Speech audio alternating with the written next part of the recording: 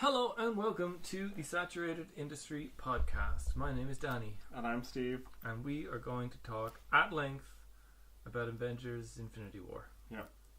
And we've just both seen it for the second time. And we took notes in the cinema, which was probably annoying for the regular folks. But hey, we're here to get into excruciating detail. So, let's do some pre-spoiler talk about first impressions. First impressions, what do you think? Do you like it? I did like it. I'm a huge Marvel fan. You don't say. I've been watching these movies for years and years and years. I've watched them over again and again and again every time a new big one comes out. I did it for Age of Ultron and now again for this one. And somehow, some way, unexpectedly almost, it lived up to the expectations and the hype, I feel. I was so worried for this film going in. I was nervous and excited, and it met everything. It was everything I wanted out of this movie. It was pretty much. So I was really happy with it. What about yourself? Yeah, I was the same. I had a lot of anxiety, which is a weird thing to say about a superhero movie, but I guess, like I was saying with the Ragnarok podcast, my relationship, or maybe no, it was just when we were talking, but my relationship to these movies has changed as we've been doing these podcasts, because it's, I've always talked about superhero movies and just movies in general that I liked, but I never really did a deep dive and thought a lot about them and tried to tease out what it is that I like about them and what it is that makes me gravitate towards the characters and what it is about these stories specifically that capture and are at the moment capturing everyone's imagination. Like, we're kind of living in the superhero age of cinema, and this is the zenith. Like the Infinity War was the culmination of this crazy experiment that Marvel, starting off with Marvel, that became Marvel Studios after they made so much money that they decided to just have their own studio, and is now Disney Marvel, now basically owns movies. So successful were they with the MCU, and here it is, the culmination, and fucking hell. I know, right? It lived up to the hype, and also sucker punched me pretty fucking hard as well. And we had our little prediction, we both made a bunch of predictions going into it, as they come up we'll talk about what we thought was going to happen and whatnot. But yeah, almost nothing that I predicted. All of my predictions I thought were based on logic. It would make sense, there would be a natural progression for the story to go here, and it didn't go to almost any of the places that I thought it was going to go. It went in some vastly different directions. And usually when that happens, you get a kind of Last Jedi situation where, are they just doing this on purpose to subvert the expectations on purpose, because that's kind of the gimmick, we're just going to pull the rug out from under you. That's a way to make a movie. But they actually didn't here. They did something that I was not expecting whatsoever, which was they made me care deeply about Thanos. Yeah.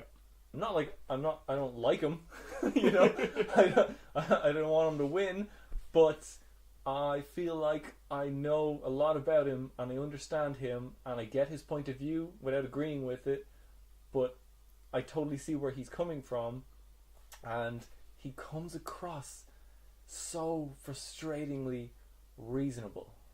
It's not, obviously it's not objectively, if you look at this, his solution to the problem of overpopulation, which is very thinly veiled, it's pretty much his solution to the problem that we are currently facing in the real world, with too many people and not enough resources to go around, is to kill half of everyone and be completely random about it. Rich, poor, it's irrelevant, just kill half of everyone at random. And it's not, it's that kind of, I didn't expect to. It was kind of the same. It was actually what you're saying about one of our, not our predictions, but our hopes going into the movie was that Thanos would be someone we could hate, a truly evil person, or someone with whom we could sympathize, whose motivations we could understand, whose motivations, whose actions were unforgivable, but whose motivations were something that we could empathize with. And they kind of did both. They found a way to make us both sympathize and vilify him. So they made his motivations understandable and relatable, but the actions he takes because of them, they're too far. and they go sometimes so too far for us that we hate him as a character. Even though we understand why he's doing what he's doing, we still hate that he's doing it. Yeah. I mean, I don't know if I'd go so far as to say I understand why he's doing it. It's like, it's a logical leap that I don't think I'm capable of making. Yeah. I understand why he... I understand, like... Why he thinks he's doing... Like, why he thinks what he's doing is right. Yeah. But I can't say that, like, I empathize with this guy, even though he came from a planet that was overpopulated and he tried to warn everybody and they didn't listen. Yeah. That's kind of a spoiler. It's really hard to not talk in spoilers because we haven't been doing that so far, but we'll try again. Maybe I'll edit that out. I don't know. That's not really... I don't think that ruins too much. There's only one Thanos. Yeah. So, anyway. Right, so that's first impressions. So, who's your favourite character? Who do you think got the most value for their screen time? Thanos? Yeah, no, I would say, because this is our first interaction with Thanos at all, besides in Guardians of the Galaxy where he talks down to Ronan, where it's not really anything. This we see Thanos, we're introduced to him. He gets a lot of characterization throughout the film, and like you said, we really feel for him and understand him as a character throughout this. It's sort of Thanos' film more than anyone else's, I feel. It's also I think more because this is a film by the Russo brothers than this is like pitch perfect adaptation of Thanos as a character. Yeah. He's incredibly good at this. He's incredibly competent. Like the heroes nearly all of the villains are competent at what they do, or all the antagonists in it anyway. Yeah, well, I mean, they're all acolytes of children of Thanos, but it's they're just like masters of cinema. Like the Russo brothers, they're kind of basically what I'm trying to say is nobody could have done a better job. Like there's so many characters, yes. There's so many action beats, there's so much characterization. The plot is incredibly complex, and yet it's a mess. Yeah, but it doesn't feel like a mess. It doesn't feel like a mess at all. Like I completely understood. Not only did I understand the plot, the motivation of every character, where everything was going and why, and like felt like I was completely clued into the story at all times. Not only that, I also felt like I had a good grasp on how every character was feeling going into each situation and coming out of it. Like, you know, where those characters were going. Not like, obviously there's like 6,000 people in the movie, like not everybody got like closure or whatever, but I really felt like I had a good grasp on where everybody was, like where everybody psychologically was at all times, and I could follow the action. And like that's not something you could say about every Marvel movie, let alone every action movie these days. Like I understood, like the geography of each action scene was clear to me. I understood what was happening. Maybe I'd need to like really watch it properly, or like separate the action scenes out and watch to make sure. But I didn't see a lot of shaky cam or jump cuts or that thing they do like where they just cut so you don't really see the action because they didn't choreograph it or rehearse it properly. Everything felt really choreographed, really rehearsed, like planned out and executed properly. The Russo brothers, ever since Winter Soldier, their action has blown me away.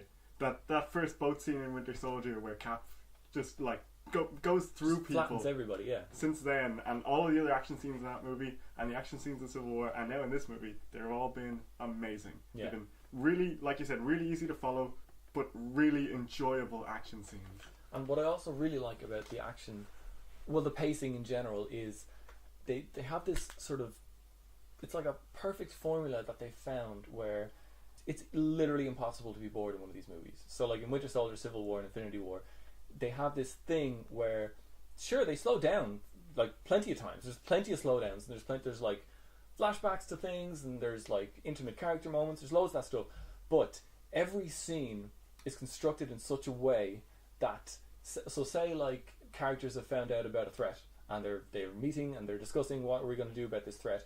At the exact moment where they've coalesced and they've decided on a plan, whatever that plan was just went completely out the window because you're under attack right now. Like whatever you thought you were going to do, whatever you were building up towards, no, too late, you thought too long, you should have acted, you didn't, and they're right outside your door. And it's like every action scene seems to kind of follow that, or every kind of transition from dramatic scenes to action scenes seems to follow that same kind of formula where You get all the drama. It's all delivered so well. Like, I especially loved the Guardians intro in this because James Gunn must have been involved because they were written so well. This is something that I wanted to point out, that each cluster of heroes feels like they're in their own movie. Yeah. But also in Infinity War. It's so well done. When it cuts to the Space. Guardians and they get the big title card, space. Like, everyone laughed the first time I saw it. Every single person in the cinema laughed at that. And everyone had a huge smile on their face. And everyone who's been watching these movies, which, like, so we went to the midnight show. Well, I went to the midnight show first. Yeah. And obviously everybody was at the midnight show. Like, nobody went to the midnight show having not seen any other Marvel movies. So as soon as the title card space came up, everyone's like, it's the Guardians of the Galaxy. Like, nothing else could be happening here. Even though Thor is also in space, it doesn't matter. We know what's happening here. And then, of course, like a 70s mom rock song comes on. I find it incredible how... And it's not like how... It's not just that they found a way to incorporate the personality of each cluster, you know, of the Avengers, of the Guardians, of the Wizards, of the whatever. It's also that they not only did the tone stay consistent throughout, which is nuts to me that they were able to keep a consistent tone in this mess, but it didn't come at the cost of what makes each character and cluster of characters special. So when it goes to the Guardians, it's pure Guardians. It's, you know, bickering morons, awkward humor, played out for a little bit too long, but I feel like the Russo brothers have a better comedic timing than James Gunn, because there's one scene in particular with not Thanos, with Drax, just an awkward scene that's dragged out in that Guardians way, where they drag out the humor, but timed to perfection, where they cut off that second and a half before James Gunn would have cut it off, where you just get the laugh and then we move on, where James Gunn wouldn't have moved on. And it's like they've taken what makes each section of the MCU special and sort of refined it into something that they could incorporate into this sort of patchwork quilt of a movie. But that's I don't know what else to say, but it's starting to talk about the spoilers things. I think we might have to get right into it. Yeah, so Loki dies. Jesus Christ. By the way, spoiler warning. I mean, to be fair, I could tell you Loki dies, and maybe you saw the movie and you saw Loki die, but we've seen Loki die so many times. I mean, I'm not saying that I think he's coming back. It does seem to me like he's actually dead. The movie definitely, like, hammered it home. No resurrections, for no sure. Resurrections this time. Yeah, but this was in during the start of this movie. They had to, like, straight from the bat, establish Thanos as the bad guy. And so it starts with the Marvel, like, logo, but no music. And then you just hear, like, the radio transmissions of the Asgardians, like, crying out for help. All the aliens are dead. And then we cut to the ship, and everybody's, like, wrecked. Yeah. And it's a really good establishment of Thanos. And you see Thanos, and Thor is on the ground, and they don't make a point of it. Like, they don't kind of zoom in and show you that that's definitely Thor. It's a wide shot. It's a wide shot, and Thor is... And the Maw is... The Maw is walking through everybody and announcing that they should rejoice because Thanos is here to save everybody. Yeah. And it's... But I just loved that it's just Thanos standing there, and they've got, like, Loki, and they want him to give up the Tesseract, obviously. Yeah. But it's Thor, and, like, I was kind of, as the camera's panning through all of the dead Asgardians, and they all wear Thor's armor, more or less, and everyone I saw, I was like, is that Thor? Is that Thor?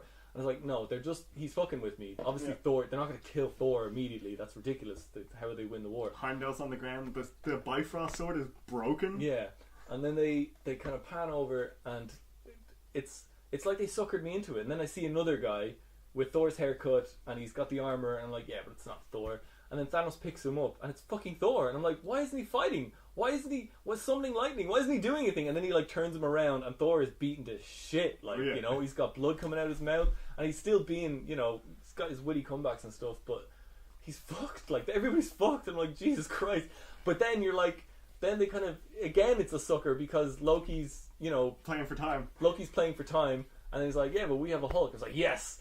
But then... It's another sucker punch, because Hulk comes in and Thanos kind of takes a few punches, and then it kind of grabs Hulk's arms and pulls him off. It's like, well, actually, no, I can win this. And so he just pulls Hulk's arms away. Yeah. Like, doesn't even break a sweat. And that first punch to Hulk's, like, collarbone. Yeah. He just punches it, and Hulk staggers back.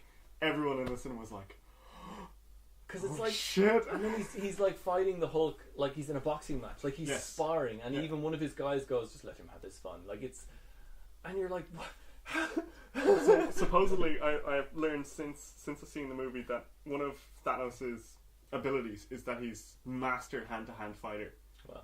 But he doesn't ever really need to use it because he's so much stronger than everyone else. Sure. So against someone like the Hulk, he actually gets to, have some fun. Alright. And use his sparring abilities. But yeah, and like he just beats everybody. Yeah, he fights the Hulk, it takes like 10 seconds and then it's over. And Heimdall summons some dark power, whatever it is that they use to get Thor to Earth so he could stop Loki and the Avengers. He summons some more of that. Yeah. I don't want to just describe the scene beat by beat because we have a tendency to do that. Basically, Thanos fucking wins, and in his moment of triumph, so like Heimdall zaps Hulk away just so that they at least have a Hulk, Yeah. Slaps him back to Earth, and then Heimdall gets killed, and then and you're like, Heimdall gets killed? And then it goes to, they've got Thor on his knees and he's all like wrapped, like the guy with telekinesis has him all wrapped up, and Loki basically gives up the Tesseract to save Thor. And that happened.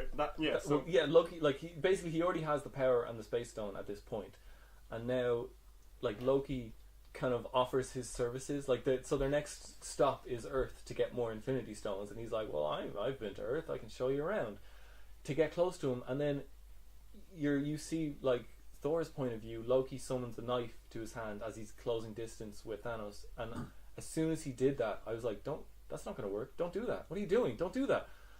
And he goes to stab him, and then Thanos just picks him up off the ground, and you're like, Loki never dies, picks him up off the ground, and like Tom Hiddleston, it's one of those things where it could have just been, like holds him and he goes limp or whatever, but Tom Hiddleston's like fighting for his life. Yes. He's all over the place. He's like an animal. Loki panics like a trapped animal in that scene. And he's like fighting until he actually runs out of oxygen, and then he kind of goes limp, and you're like, yeah, but he's going to let him go now, or like this is like he's going to talk to Thor and make, but no, he just keeps holding him. He dies, and then after he dies, he keeps holding him just to make the point. Brings him over. Yeah, snaps the neck, brings him over to Thor, and still holding him out, like his feet are off the ground, puts him down by Thor and says, he just drops him. No resurrections this time, and then just leaves Thor too. And that's something that like the first time this happened, so he leaves Thor alive, and this as soon as he did that, I was like, that's like classic dumb villain move 101, where you like leave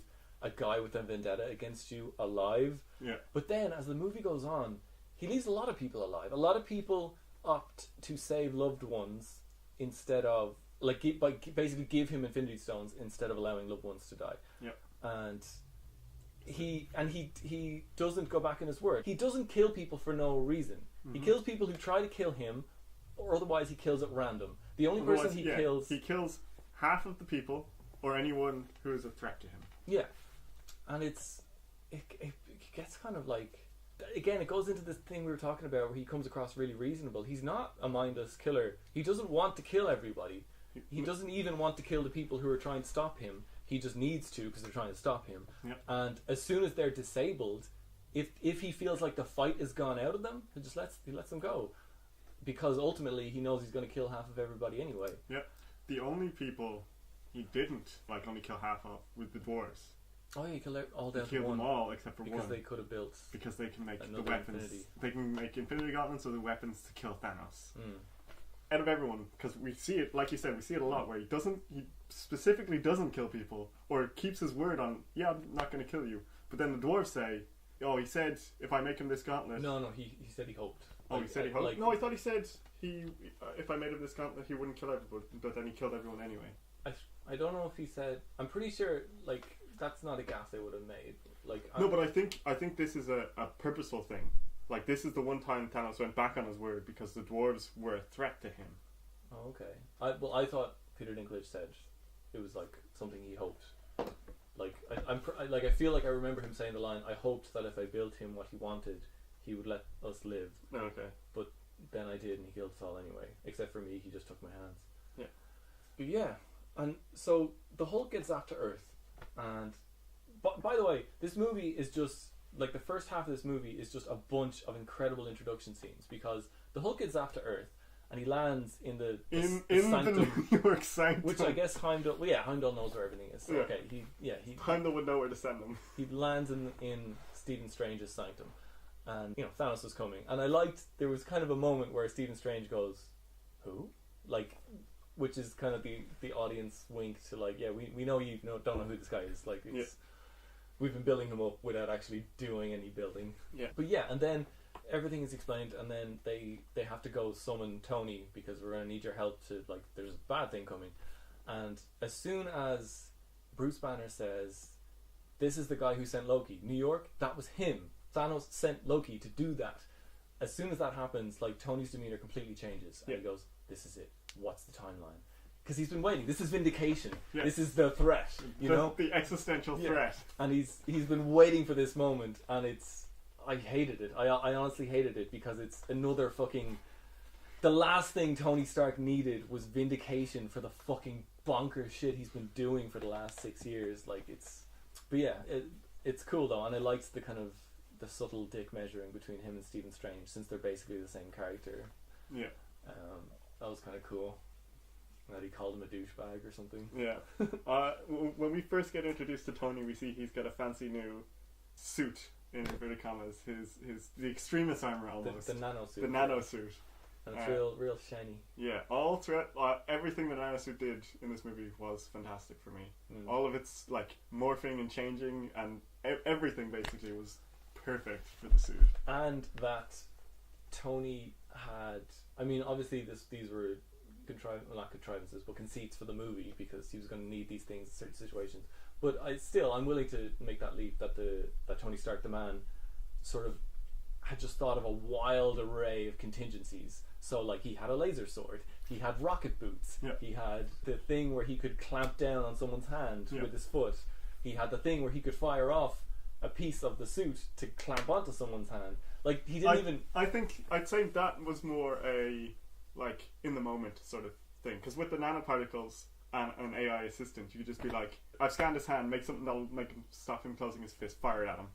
Okay, yeah, that makes sense. But yeah, no, it was, and I loved. I mean, I don't want to skip all the way ahead to how it didn't work out for him, but it was cool. And it was still like it was. They found a way to kind of keep the Iron Man armor fresh, which is like that's what we talked about at one point. Like, what are they going to do for the new Iron Man armor? And we're like, is it going to be the extremist armor? Is it just going to come out from his skin? And it sort of is. Sort of. It's not quite, because he does make the point that, like, I had the surgery and I'm not like this is like this I could just take this off. And he has to wear. Well, I think he also has to wear the whatever it is, the outer wear or the inner wear, whatever. Like, he has to the pull under armor. The toggles, the under armor. The toggles.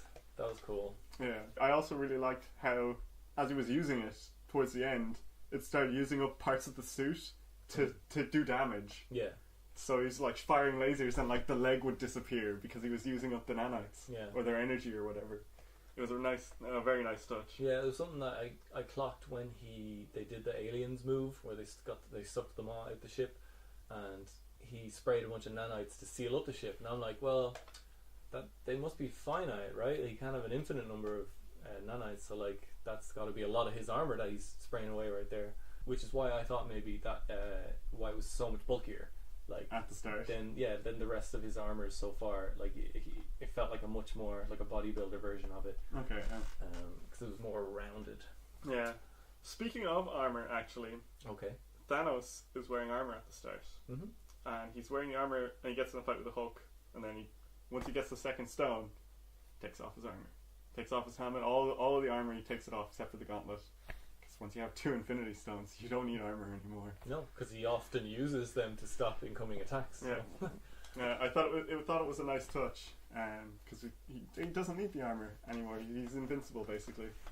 It's a nice subtle touch to Thanos. He's copped on. Yeah, so long as he's cognizant of what's going on around him. And that's where it kind of worked. The pacing of the Russo brothers really worked, because the heroes never got a chance to build any momentum. Like, what they needed was to catch him unaware, and they never got a chance to do it until almost the very end of the movie.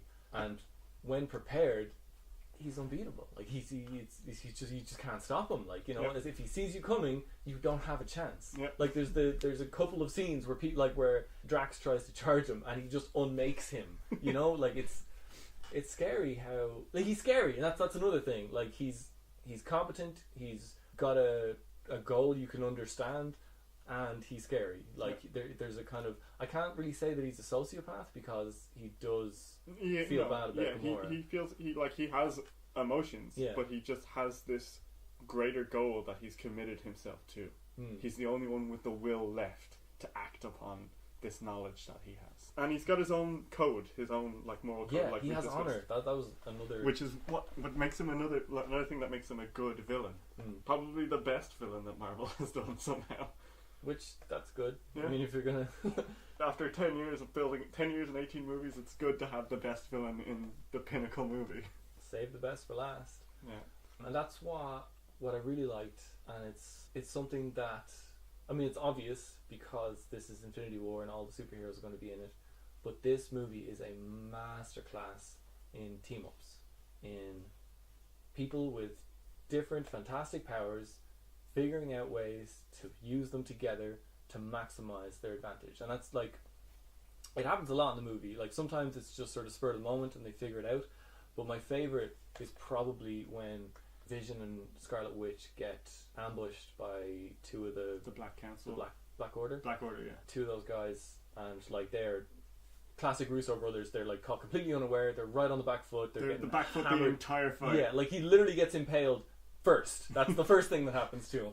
And so she gets him out there, and they're like trapped in this train station, and they're like, they literally just told each other, well, I'm not going, so I guess we're both going to die together. And then trains going by, and you have the classic kind of superhero. You see a train going by, and then you look back, and there's a guy there now. Dun-dun-dun. And the thing is, so he gets, like, what a fucking arrival. Obviously, the music's playing, he's in darkness, she throws a spear at him. By the way, that spear is the triple vampire killer Korg's weapon, right? Yeah. Anyway, throws it at him, he catches it, steps out of the shadows, and then someone else attacks her. Like, that's what I really love about Cap. It's never just about base strength. It's always about teamwork. It's always about working together. It's not about his ego like some people. It's about figuring out how can we coordinate to more effectively take down the threat. And that's where, look, you know, Cap has that weapon, but he passes it immediately to Black Widow, and then Falcon comes out of nowhere, and it's just so much more exciting than, like, Tony has another gadget that can solve this. It's so much more exciting to see people working together and using their specific advantage. That Falcon can fly, Black Widow's a master at hand-to-hand, Steve is stronger than everybody. And by the way, holy shit, like we keep talking about, in every movie Steve gets stronger, he gets faster, he seems to be more and more powerful. We'll get into it because it doesn't happen here, but like he has some incredible displays of strength and speed in this movie. But yeah, that's where like so the thing about like if Thanos sees you coming, you don't have a chance unless you work together. And so the thing in the final there's like a slow motion everybody loses to Thanos at the end thing. all of the Avengers, all the Earth Avengers are running at him and just failing. And it's not even like it's played in such a way that you know they don't have a chance before they even go in. Because he just space stones literally 10 feet away from where Vision is lying on the ground with the Mind Stone, and they're all caught completely unaware and they don't have time to coordinate. Like basically all Cap has time to do is say eyes up, stay sharp, and they all just do their best, one at a time. Whereas every time Cap had a chance to come up with a battle plan, they held their own, you know, like they actually... Hell, even when Peter Quill came up with a battle plan, they held their own. Like, I mean, Stephen Strange came up with that plan, right? Because Stephen Strange looked into the future. I know so. Peter Quill, like, for the record, that was my plan, took credit for it after the fact, but, like, Stephen Strange looked at the future and then they said, do we win? And like, how many times do we win? Once. So he would have to have told them then, you need to do these specific things, otherwise in any other scenario we lose. I think Stephen Strange told them very little about anything, because even at the end Tony's like, why would you give him that stone? We're in the end game. Yeah, and then at the very, very end Stephen Strange's like, it was the only way, Tony. That's when he says it's the only way. He doesn't even nowhere before, like, we don't see it on screen, and I had this question on this watching: how much does Tony know about the plan? like, how much does Tony know of Stephen's plan? The one chance they have in 14 million to get this right. And it seems not a lot, because he's like, why would you give him the stone? Why would you do that? You've killed us all. And then at the very end, Stephen's like, it's the only way. But what does that mean? Because does he mean it's the only way to save half of everybody? Or it's we have to sort of lose this one to win the next one? That's what I think it means. Okay, I don't. Okay. That was my take on it anyway. Yeah, it's like that was one of my questions, you know. Because I think Stephen Strange saw the one possibility was like, we have to do this fight. Well, I'll let it play out as it's going to play out. Peter Quill is going to mess everything up, and Thanos is going to get the stone, and I'll have to save Tony because in the one future Tony has to be alive. So I'll give him the stone to save Tony's life, and then some nebulous thing in the future will happen, and then Tony will be instrumental in fixing everything. We'll lose this one, but we'll win the war. I guess so long as Tony is instrumental in fixing everything, yeah, maybe I could get like. There's another movie, so we'll find out. But yeah, no, I was conflicted about the end of that fight. Like the fight itself, another example, like another masterclass in teamwork. Yeah, it's a nice contrast as well when you pointed out with Cap, how he fights with his team versus Tony and the Wizards, where Tony's just like, no, get out of here. Yeah, I'm going to handle this. You get out of here. Yeah. I've got this. Get the fuck out of the way. And same with Peter. Like, just get out. Everybody leave. And let me do what I'm going to do. I built this fucking armor to deal with exactly this situation. So, I liked, I guess, that they took the time and care to figure out what it is we actually like. Like, this is something that we're always talking about when it comes to, like, the action in these movies. Is like, well, what is it that we like about superheroes? You know, it's... The personality is important, but like in terms of like when it just comes down to action, like there's no time for quips, we're just trying to fight here. It's the variety, it's the kind of seeing how they each bring their own special attribute to the fight. And so there's the scene towards the end, we're talking about this fight now, where Peter Quill apparently comes up with a plan, or like Stephen Strange advocates for Peter Quill's plan because that's your best, that's ultimately going to lead to the ultimate victory, where they all...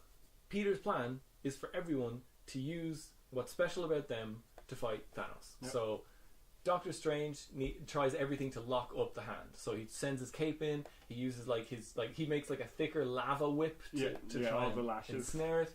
And Spider-Man blinds him. Spider-Man keeps blinding him and then popping in and out of whatchamacallit just to keep him kind of distracted, so that Drax can run in and go for the legs. And then Peter's just sort of harassing him from all time. Like he'll pop out of nowhere and drop a grenade on him. So Peter has all these fancy grenades now. A nice thing I noticed here in one of the things where he's running up to put the bomb on Thanos' back, he was bouncing off of Doctor Strange's platforms, which I didn't notice the first time. Yeah, because they're all, although he had rocket boots, I don't know why he didn't use them, but whatever. And then he dies out of the Doctor Strange. Like Doctor Strange is just throwing portals everywhere. Yeah. But then ultimately they're kind of...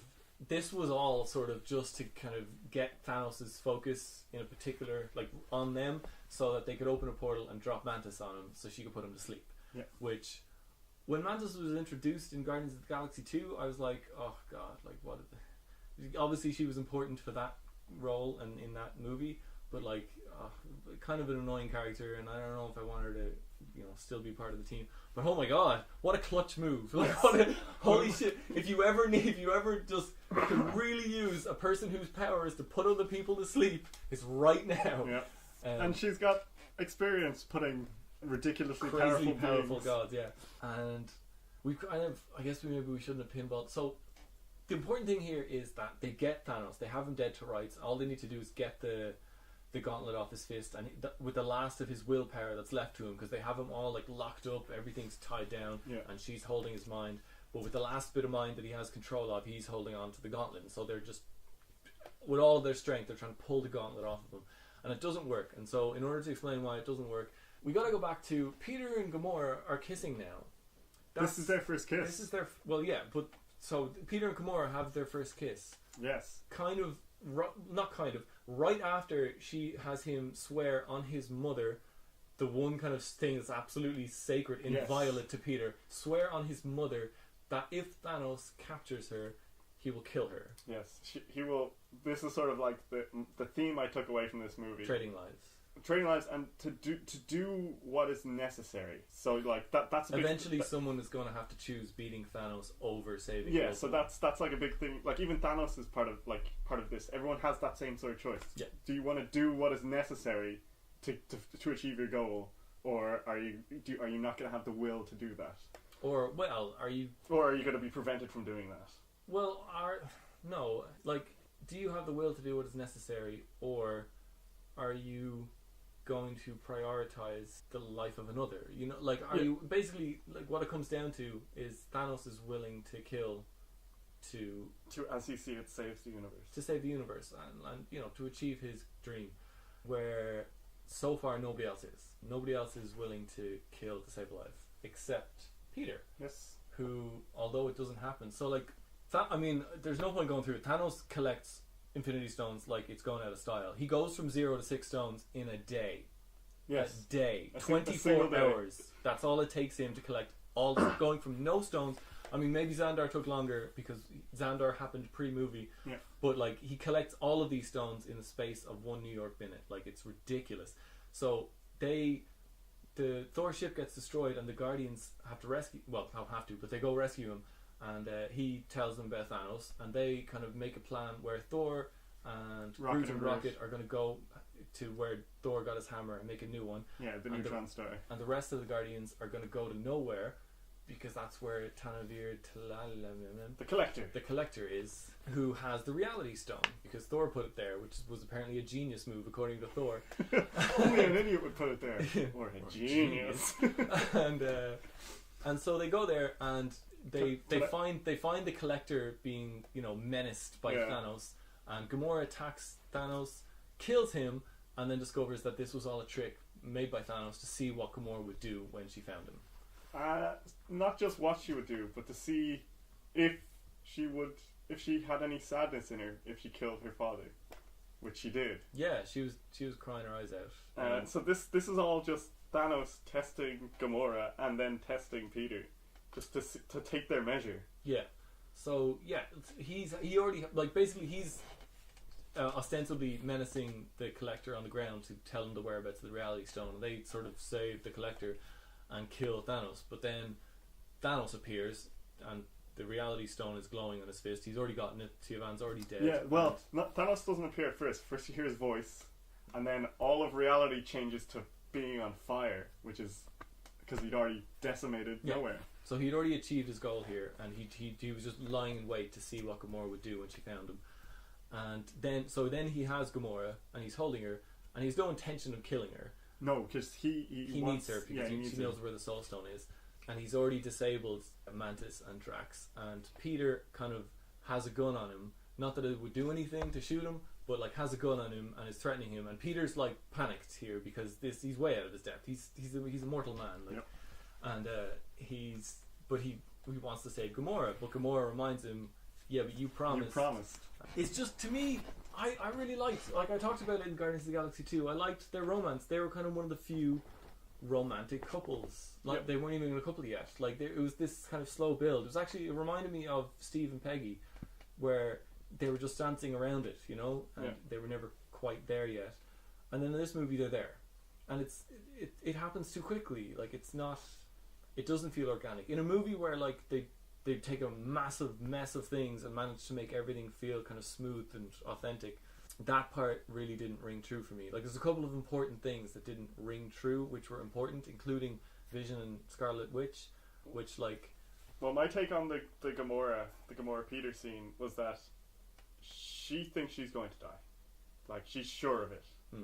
And she loves Peter, or, well, like, they have this unspoken thing, but now she has an end date. So she's gotta kiss him and do something. That was my take on it. Because as soon as Thor says, like, Thanos is getting the stones, except for the whatchamacallit stone, she, like, the camera stays on her so the audience knows that she knows something about the Soul Stone. And then they make their plan to go away, and she's like, we're gonna go to nowhere, and you have to kill me if I don't kill Thanos, you have to kill me. And I don't think she believes that she could kill Thanos. She just has to try. Okay. So anyway, it all boils down to Peter has a gun on Thanos, and Gamora reminds him that he promised to kill her. And so they have a kind of final moment together, and then he pulls the trigger, and bubbles come out because Thanos is a jerk. Yeah. Well, yeah. Not only they have their final moment, but Thanos like goads Peter to see if he's See if he'll do it. Yeah, this is like a test of Peter's character. Because it's important to a person like Thanos because it must be a very lonely existence to be someone like Thanos. It's got to be very isolated. And so the idea that there might be people out there who are willing to go to the same lengths that he is would make him feel better about himself, I'd imagine. And that's something that's very important. Like that's why it's very important that this movie gave us the time to get to know and understand Thanos and where he's coming from and why he is the way he is. Because when it gets to moments like this, where he gets the chance to witness someone else being put in a situation where they must choose will over love or whatever, like they have to they made a promise, and going through with that promise is going to hurt, but you made a fucking promise, and so he does, and it's also a sort of a perversion of the father testing if your daughter's boyfriend is good enough for your daughter. Oh sure, yeah, no, it reminded me of the Vulture scene in Spider-Man Homecoming, like that just kind of crazy scary father testing the boyfriend, and Peter passes. Like that's something I didn't expect. Like he pulls the trigger, and obviously Thanos is a jerk, and bubbles come out the gun because he needed Gamora alive. But it's just the fact that then he knew Gamora was never going to die. He just wanted Gamora to know that Peter would pull the trigger, kind of thing. I think he wanted to know if Peter would pull the trigger. But now Gamora knows. Then his last words were, "I like him," or "I like you," and then he disappears. No, he said, "I like him." Like he Peter isn't even a person to him. He's completely talking to Gamora. But anyway, so Peter pulls the trigger, and that'll be an awkward conversation if Gamora ever comes back to life. Gamora's dead, by the way. So what happens I don't know if that'll be awkward. She asked him to do it because it was important. Like that was I guess so. But when someone you love has a gun to your head and pulls the trigger, even if bubbles come out, they pull the trigger. Yeah, but if I'd asked him that, because if he didn't do it, I'm just saying, Steve. Just think about if your mom put a gun to your head and you were like, "I want you to do it," but then she did it. You probably have some. You have to do this, or else the universe will die. See, so many people are put in that position in this movie alone. Literally, people are like, it's me or the universe. That's the recurring theme of this movie. That's the theme of the movie, is trading lives. But anyway, all of this is to explain why in this big team-up fight where all of the heroes who left Earth, which is Doctor Strange, Iron Man, and Spider-Man, plus the Guardians, or what's left of the Guardians, have Thanos dead to rights. They've almost got the gauntlet off. And Mantis is sort of getting, like, she's trying to hold him down, and she's getting senses of what he's feeling, because Peter's screaming at him, like, "Where's Gamora?" And as soon as he hears the name Gamora, he starts, he's feeling grief. My Gamora. And Nebula sort of infers that he must have killed her. Like, he went to the Soul Stone planet and with her and left without her, but with a Soul Stone. And Peter loses it. Yeah. And starts punching the comatose Thanos, because he can't wait 10 seconds to punch him after. Because Peter has no control when it comes to people hurting the people he loves. Peter has no control when it comes to the death of important women in his life. Yeah. And but that's because that's part of the theme, is selfish action versus altruism, where a lot of people are given the option to choose selfishness or the greater good. Like, do you want to save the one you love, or do you want to save the universe? Yeah. And most of the time that it's a case of, do you want to give me an Infinity Stone, or do you want me to kill this person? But in this case, it was just such a frustrating scene to watch, because they had him, and that's something that a lot of movies, like, I kind of believed it, like, I knew there was another movie coming, but I was like, maybe they get it off him. Maybe this movie ends with them taking the gauntlet from him and playing keep away, and then the next movie is he gets it back or something. Like, it's just a testament to how, like, because part of me always knew this movie was going to end bad, like it was going to end bloody. Yeah, but that was my hope, and in that moment, I don't know. I really believed that they were going to. That they could do it. They were going to pull it off, literally, but they did not. Yeah, they did not do that. On the first time, even the scene where Gamora kills Thanos, I was like, what? Yeah, well, I didn't believe that, obviously. As soon as she killed him, I was like, he has the Reality Stone. I was stunned for, I don't know, like 30 seconds. I was like, where are they going to go now? What's going on? and then we hear his voice. I suppose it could have been that then it would turn out the Collector's the real bad guy. That would have been Yeah, and then we have Benicio del Toro. That would have been pretty brutal. I'm glad they didn't. Like that's a fake out death that I'm on board with. That's not your fucking Loki's endless resurrection spell. No, this was really good. And it played into the loneliness of Thanos. Like, he just wants to see if there's anyone else out there who can do what is necessary. And that's, I assume, why he took children. Why he took, from each planet, he would kill half the population and take a child. And then I don't know if he took a child from every planet. Don't they say something like that? That he kind of, that's like a thing that he does? Maybe not every planet, but like a lot of planets. I assume his 4 horsemen that he has at the moment were taken as children. I don't know. It's never implied that they're children of Thanos or anything like that. It's literally said they're children. That's what he calls them, the children of Thanos. That's what they're called. We know them as the Black Order because we looked it up, but in the movie they're called the children of Thanos. Who says that? Thanos. When? In the movie. When in the movie? I don't know. At some point. He calls them his children. I'm serious. He calls them his children. No joke. Okay. I do not remember that at all. Well, he does. They're called the children of Thanos. I'm pretty sure they even name themselves as the children of Thanos. I took it as an established thing anyway, that the reason why he pitted Gamora and Nebula against each other throughout their entire childhood was to see if he could create another Thanos. Yeah. Like, that's what I assume he's doing with all of his children. He's attempting to create more Thanoses. To impart his values onto them. Yeah. The people who would make the hard choices. And that's sort of, because that speaks to, it's just another kind of subtle storytelling thing. I'm serious, they're called the children of Thanos. I'm like, that was my take from the movie, was that that's like a running thing for him, is every so often he'll just pluck a child out of a civilization and then, try and turn them into him. And he's basically failed almost all the time so far. And he thought maybe he had something with Gamora, and also he seems to have kind of developed an affection for Gamora. Yeah, definitely.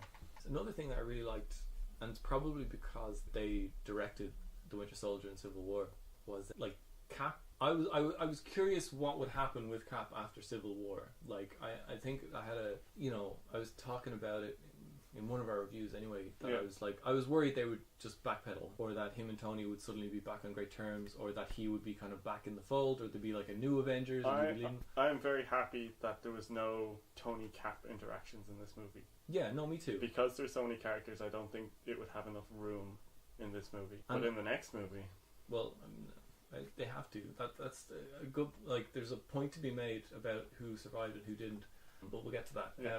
Just a moment. Like, so Tony comes back to War Machine after everything goes down. Tony saves Vision and then brings him to Avengers Avengers. I mean, Cap compound. saves Vision. Huh? Cap saves Vision. Oh, what did I say? Tony.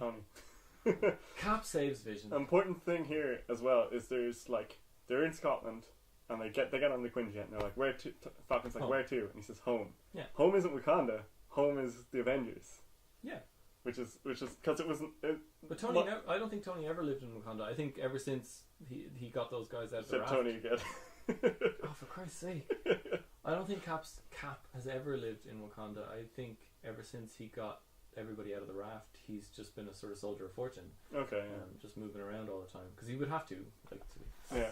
My take on it was that they were based out of Wakanda, because that would be a safe place that they could go. Maybe, I don't know. Because when he said home on my first viewing, I was like, oh, they're going to Wakanda. But then they show up at the Avengers place, and I'm like, oh, that's his home.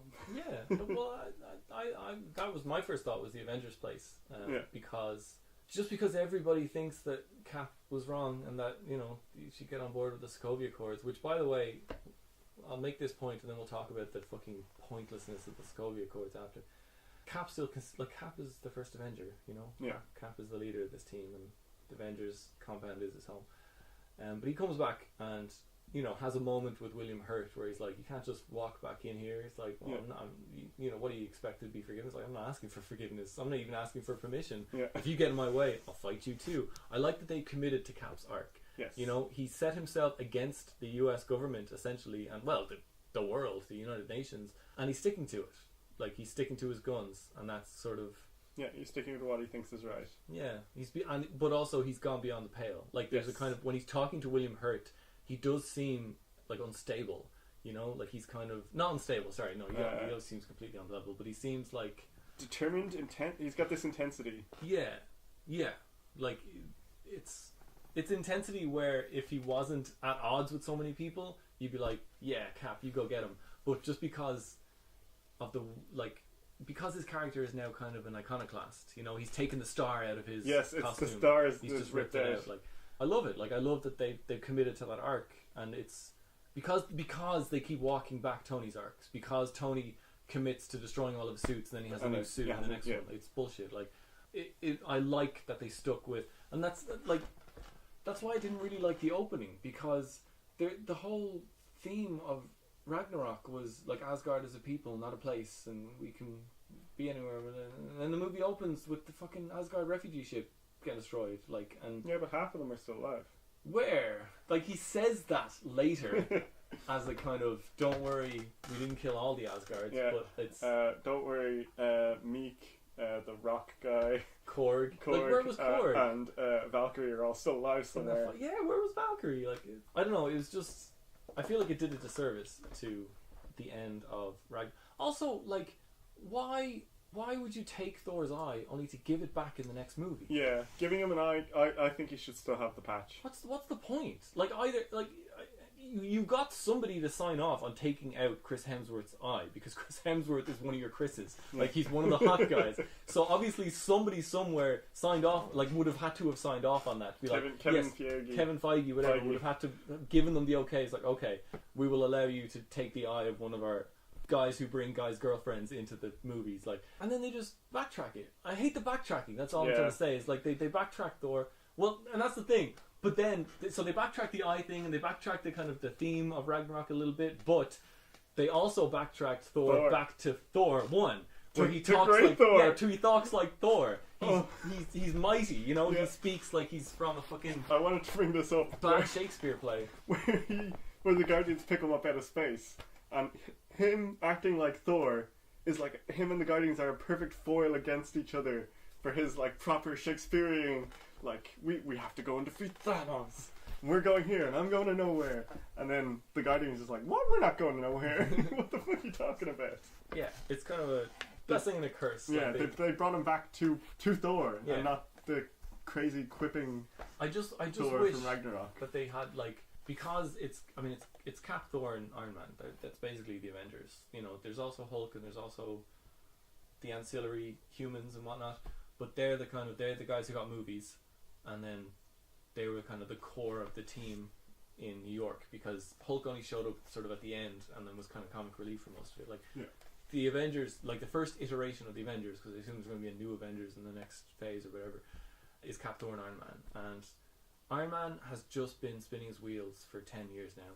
Thor has, like, been a fucking zigzag all over the place. Yeah. And Cap has been consistent. And so Cap has been on a nice arc. Yeah. And it's changed consistently. And exactly. And so he's been able to maintain his kind of consistent core characteristics, but also grow and change as a person. Yeah. Which that a man at a time would change, like, in a grey universe. So I guess, I don't know, maybe it's just the Russo brothers really like the Captain America character or something, but I'm glad, because I do too. Yeah, they do a good job with Cap. They make him really, really interesting. I was hoping, though, because it's in the scene as well, I was hoping that there'd be more between Bruce and Nat. Like, yeah, it feels like... but the thing is, having said that, I'm also okay that they glossed over it. Yes. Because both are equally likely to me, that he would come back and they would have a crazy argument, or they would like embrace... Or Nat being Nat and Bruce being an idiot, they would just sort of have that awkward hi, let's go on with our lives kind of thing. And like we said, this all happens within like a day. So they don't really have time to have that big long conversation. You know, I imagine in the next movie, because we're down to the core team, we're gonna get those Cap and Iron Man, Banner and Nat moments. Maybe Tony and Pepper. And maybe Tony and Pepper. Definitely Tony and Pepper, because Pepper calls Tony at the worst possible times when he's on, like, missions to outer space or flying a nuclear bomb to a hole. To be fair, she didn't know he was on a mission to outer space. But and 15 minutes previous to that, he went through a portal with a wizard, fought a bunch of dudes, and then ended up going to space. Like, in her mind, he just left through a weird space hole. It's just tragic how they always have their phone calls as Tony's flying off through a portal into space, or flying off in a spaceship into space. Or... I mean, I would say it was tragic if Tony wasn't such a fucking irresponsible prick. You know, like it's his own fault that he keeps ending up in these situations. And like she says at the start, stop. Take the thing out your chest. Yeah. Stop making it your responsibility. Have shirts in your closet. Yeah, nobody's telling you that you have to be Iron Man. Stop pretending like this is anything other. Because he reminds me of a sort of good guy version of Walter White, where for all of Breaking Bad, if you haven't seen Breaking Bad, it's about a chemistry teacher who discovers he's really good at making meth and he's dying, and so decides to make a bunch of meth to have loads of money to give to his family when he's dead. And throughout the entire series, he convinces himself and everyone around him that he's doing this for his family. And only in the very, very final episode does he admit that he did this because he liked it. He liked the power. He liked the feeling that he was good at something and that people respected him. And Tony reminds me of that, where he's, in his mind, he's doing this for Pepper and everyone, like for the human race. It's his responsibility to protect everybody from the threat. But really, he just wants to be Iron Man, and he can't admit it, or for some reason. Back to that very first Iron Man movie where he's like had his prepared cards and he's like, "No, I am Iron Man." Yeah, if only for our last podcast. Yeah. And so this is the scene where Vision, as he always does, makes the obvious point that what we should do is destroy the Mind Stone. Yep. And Cap says, "We don't trade lives." Now, and Vision immediately, points out, now tell me how this is different from what you did in 1945, where you crashed a plane full of nukes or whatever into the ice pack. It's not different. And the thing is, he gets interrupted. So Cap doesn't get a chance. It's not different. Yeah, Cap doesn't get a chance to respond because Bruce Banner speaks up and is like, because maybe you don't have to.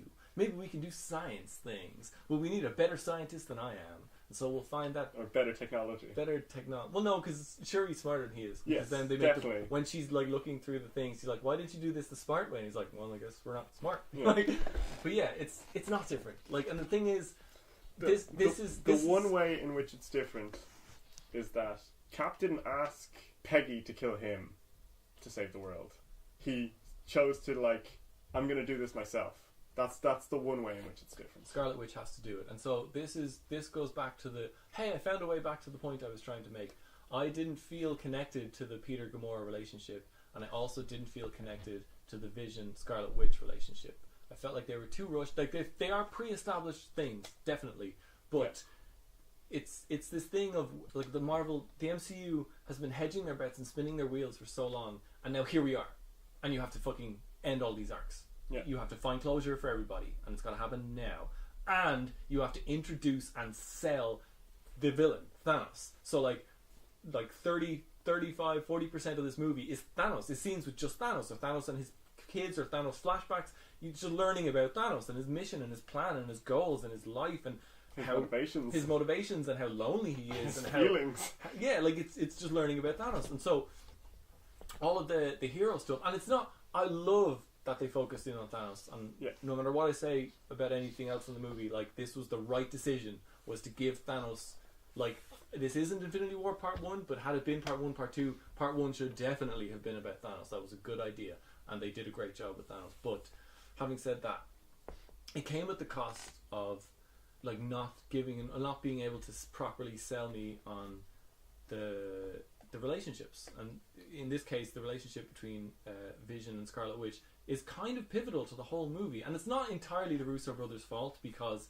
there were movies previous to this where you could have done this, and they had their movie previous to this. they had small bits in Civil War, but it was a friendship, there was something there, but they were just two weirdos living in a house together and finding a kinship. And there was nothing in that told me that they were going to steal away to Scotland to find love, Yeah, there was some very, very subtle, maybe there's something there for a relationship. Yeah, but it was the same. Nothing else. It was the same with Peter and Gamora. I know there was something there. No, with Peter and Gamora, at the end of Guardians 2, there was definitely the beginnings of something, because she says it's just some unspoken thing. Yeah, but I didn't. But then he puts his arm around her and they have a side hug, which is, to me, what I took that as he's accepted that it's not that it's not going to happen, but that it's not gonna go the way that he thinks. You know, this is going to take time. This is going to be. He's going to have to be careful. Basically, that it was going to take more than they gave it in this movie. Like, they have one conversation, and it is about him murdering her, and then they kiss. Like, Guardians of the Galaxy is weird, but that's still a bit far from me. And the same with Scarlet and Vision. Apparently 2 years have gone by, and they have been stealing away to Scotland or wherever for, like, regularly throughout that time. And, okay, you've given us that in exposition, but I don't feel it. Like, they have a conversation, and then they immediately get attacked. And I know I already used that as a pro for the action pacing, but the problem is, I don't know, that's the sort of last time we get to see them, like, not in peril. Yeah. You know, the rest of the movie, everyone's in peril, because it's a breakneck movie. Yeah, for the rest of the movie, they are minutes away from death at all times, and so their you never get to see their relationship in any other context, you know? And so it's hard for me to get invested in two characters and their deep and abiding love for each other, and how impossible it is to imagine the idea that they would kill each other or whatever, when I've only ever seen them in mortal peril. Like, from my point of view, this is your life, you know, you are always in danger. How could you not envision the possibility that you might one day have to lose each other in amongst all this violence? That is your life. I've never seen your life outside of this, except for one trip to Scotland, where they set up the thing where it's like, I only feel you, and it comes back at the end. Back. Like, they did a fine job, but I didn't buy it. I didn't believe it, and so it didn't matter to me when it came out. Like, when it came down to you have to kill him to save the universe. You know, and they're both fine actors, and they did a great job, and I just didn't feel it, and that's really important. The thing is, when Thanos throws Gamora off the cliff to get the Soul Stone, I felt really bad for Thanos, the villain of the movie. The villain of the movie is crying. You know, the big bad guy who is set out to commit genocide, and has already committed genocide, and has killed some of our favourite heroes already, is crying. Like, is actually bawling his eyes out. And I'm like, I've never seen a villain cry. What's going on? And he's a giant purple monster, you know? And he's crying, and he's got this weird fucking chin, and his face is all scarred that go down into the ridges in the chin, and the tears go into the ridges, and all I can think is, he's crying, and he like throws her off, and he doesn't have any dialogue, you know. She says, you don't love anything, you're never going to get the Soul Stone because you don't care. Sort of a rant almost. Yeah, well, she's like, I never thought the universe would actually give you your comeuppance, but here it is. You can't have the final stone because you don't love anything. He turns around, he's crying his eyes out, and when he's dragging her, it's you can imagine the little girl, you know, who took his finger in the flashback. Yes, he says, actually, he says one line here. He says, "I'm sorry, little one." Yeah, that's it. Yeah, and just drags her, and she's like, I guess maybe like because they had set that up the last time they held hands was like he was taking her under his wing, and then he's like dragging her off. So when that was happening, all I could think of was little Gamora with the little girl. Was that he was taking this little girl by the hand and throwing her to her death. They shot it that way as well, that she was tiny compared to him, so she was the little girl. And it was really effective. Yes. Like, I actually felt really bad. I felt worse for Thanos than I did for Peter or than I did for Wanda.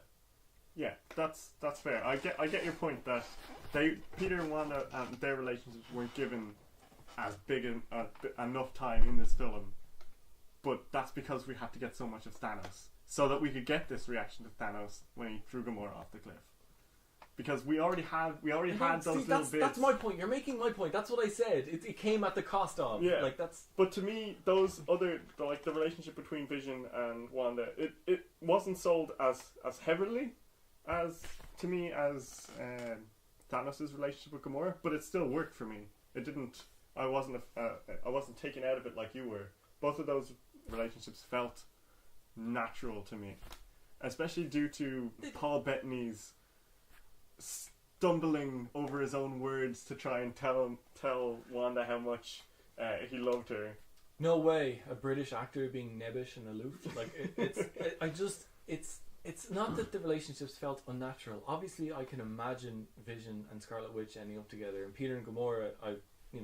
I had a whole bit in our Guardians of the Galaxy 2. I'm rooting for those guys. You know, I just felt like their relationships weren't developed as well as Thanos was.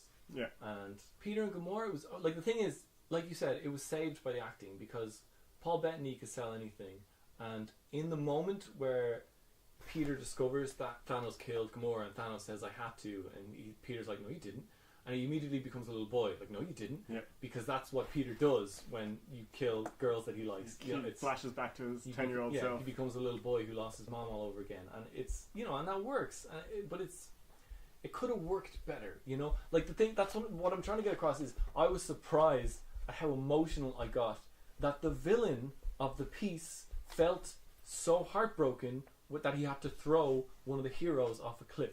So the movie was able to do that, but it wasn't able to kind of really make me feel like heartbroken when Wanda has to destroy the fucking Mind Stone in Vision's head, and they're having their moment together, and he feels it crack, and he smiles, and he lets go, and like, it's all there, but I don't feel it, and I did feel it with Thanos, and I don't know, it's a shame. Like, it's fine. It's still an unbelievable movie. Like, I still thoroughly enjoyed watching it, and I would guess that the heroes are going to get a lot more traction in the second part. Yeah, because you can watch this film as a movie about Thanos, where Thanos is the protagonist. He is. Yeah. Thanos got the will return part at the end of the movie. Yeah, it is Thanos' movie. He got the hero's ending where he sits and he watches the sunrise, and he gets the Thanos will return at the end. It is his movie.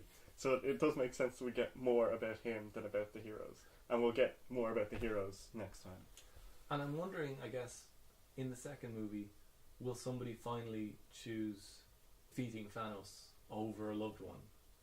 I mean, that's going to happen. It's going to go down to, like, the throwing yourself on the grenade so that everybody else. No. Oh, that's different. Okay, yeah, choosing because that's the you made that distinction, and that's important. That Captain America sacrificed himself, and that's fine. But like, someone else, sacrificing someone else. Yeah, so there's a distinction there, and that's like you said, that's the theme of the movie, is trading lives, and the only person who's willing to trade lives at the moment is Thanos, and it hurts him. Peter, like he would have done it. Oh yeah, sorry, that's right. I don't know. I just kind of Peter still seems very goofy to me. But he would have done it. But he did pull the trigger. That's true. Jeez. That's why Thanos says I like him. There's a lot of unexpected emotion in the movie, though. Like the thing is, those should have been actually. That's not fair. I watched it again today, and I did actually get a bit emotional when Peter says, "No, you didn't." Like that did hit me more seeing it again. Yeah. But the Wanda and Vision thing still didn't. But there were other parts where I didn't expect to get emotional, and I did, and even parts that were played for comedy. For example, when Thor and Rocket and Groot are going to make Thor's scene here is like, I teared up at here as well. I know, Steve. I was about to go through it, but sure, you talk. Because you don't think about it. Like, the thing is, Thor is so larger than life that you don't consider him as like a person with feelings. And he stuff has this sort of facade almost. Yeah, the Thor. I'm Thor, the god of thunder. Noisy. But then he kind of lays it out for Rocket in a very, very Marvel dialogue kind of way, but still with the Thor voice that, like, I'm 1,500 years old, I've killed twice that many people, and all of them were trying to kill me, you better believe it. But now my dad is dead, my mom is dead, my brother's dead, my best friend is dead, I had to kill my sister. Everyone's dead, and I'm going to make a new hammer, and I'm going to kill Thanos. And Rocket points out, well, you might die. And he's like, well, so like, I have nothing left to lose. How could things get worse than this? Yeah, the line that really hit me here was, he says, "I'm only alive because the fates will it so." And so that's the only reason that I'm still alive. That's the line that hit me. So he's like, I've lost everything. The only reason I'm still here is because there's a plan for me to be here. And that's why I wish there had been more coherency in the Thor trilogy. Yes. Because, like we said about all these characters, like, Marvel's full of tragedy. Just people who everyone's dead. And it's played for comedy, and you never really get to take anything seriously. But, like, Thor has lost everyone, and his home planet, and the ship that was carrying all of the people from his home planet, who, I don't know where they are now, the other half that apparently didn't die even though the ship exploded. I mean, the ship was sort of in two halves. Oh, stop covering for the movie, Steve. Never. Can Thor be killed is what I want to know. Yes. No. Yeah. How? Like, tell me how you would kill Thor. Give me an example of a way that Thor could die. The same way Odin did. How do Odin die? Just turn into mist of So old age. if he chooses to die, in other words. The same way that his mother died. I mean, they were all Asgardians. Okay. Thor held open an aperture that directed the focused energy of an entire star. Yeah. And all of that energy hit him. Yeah. And he didn't die. Yeah. I think... Yeah, I'm not entirely sure why or how this is... Like, I'm fine with it. Like, I'm not... This isn't I a think complaint, this is- or like this is too unreal for me to fathom. I like superhero feats. I think they're underrated. Yeah. And like, as much as I like gritty realism and stuff like that, these are Marvel movies. These are about superheroes, and I do enjoy seeing superheroes do like have established what the physics are, Yeah. and then show me this hero transcend them. That's cool. That's really cool. And he absorbs the entire energy of a neutron star. Yeah. Now, I know neutron stars aren't like big stars, but they're still neutron stars. That's a lot of energy, and it's going straight through him. Yeah. And he doesn't die. And that's... I can't imagine, like... Anything more powerful than More that. powerful than a neutron star. You know what I mean? Like, Besides except, I guess, an Infinity Stone. The Infinity Gauntlet. Yeah. But then again, he throws an axe down the fucking gauntlet, like literally, like down the beam of the gauntlet. I don't know which stone he was using, or if it was all of them. It but looked Thanos, like all of them. Thanos was firing them at him, and he just threw a fucking axe at him, and it cut all the way through, and cut Thanos. And what can anything kill Thor? I don't know. I think why he's more powerful now, one of my pet theories, is that there's not any other Asgardian nobles left to have the power of Asgard. Asgard's gone.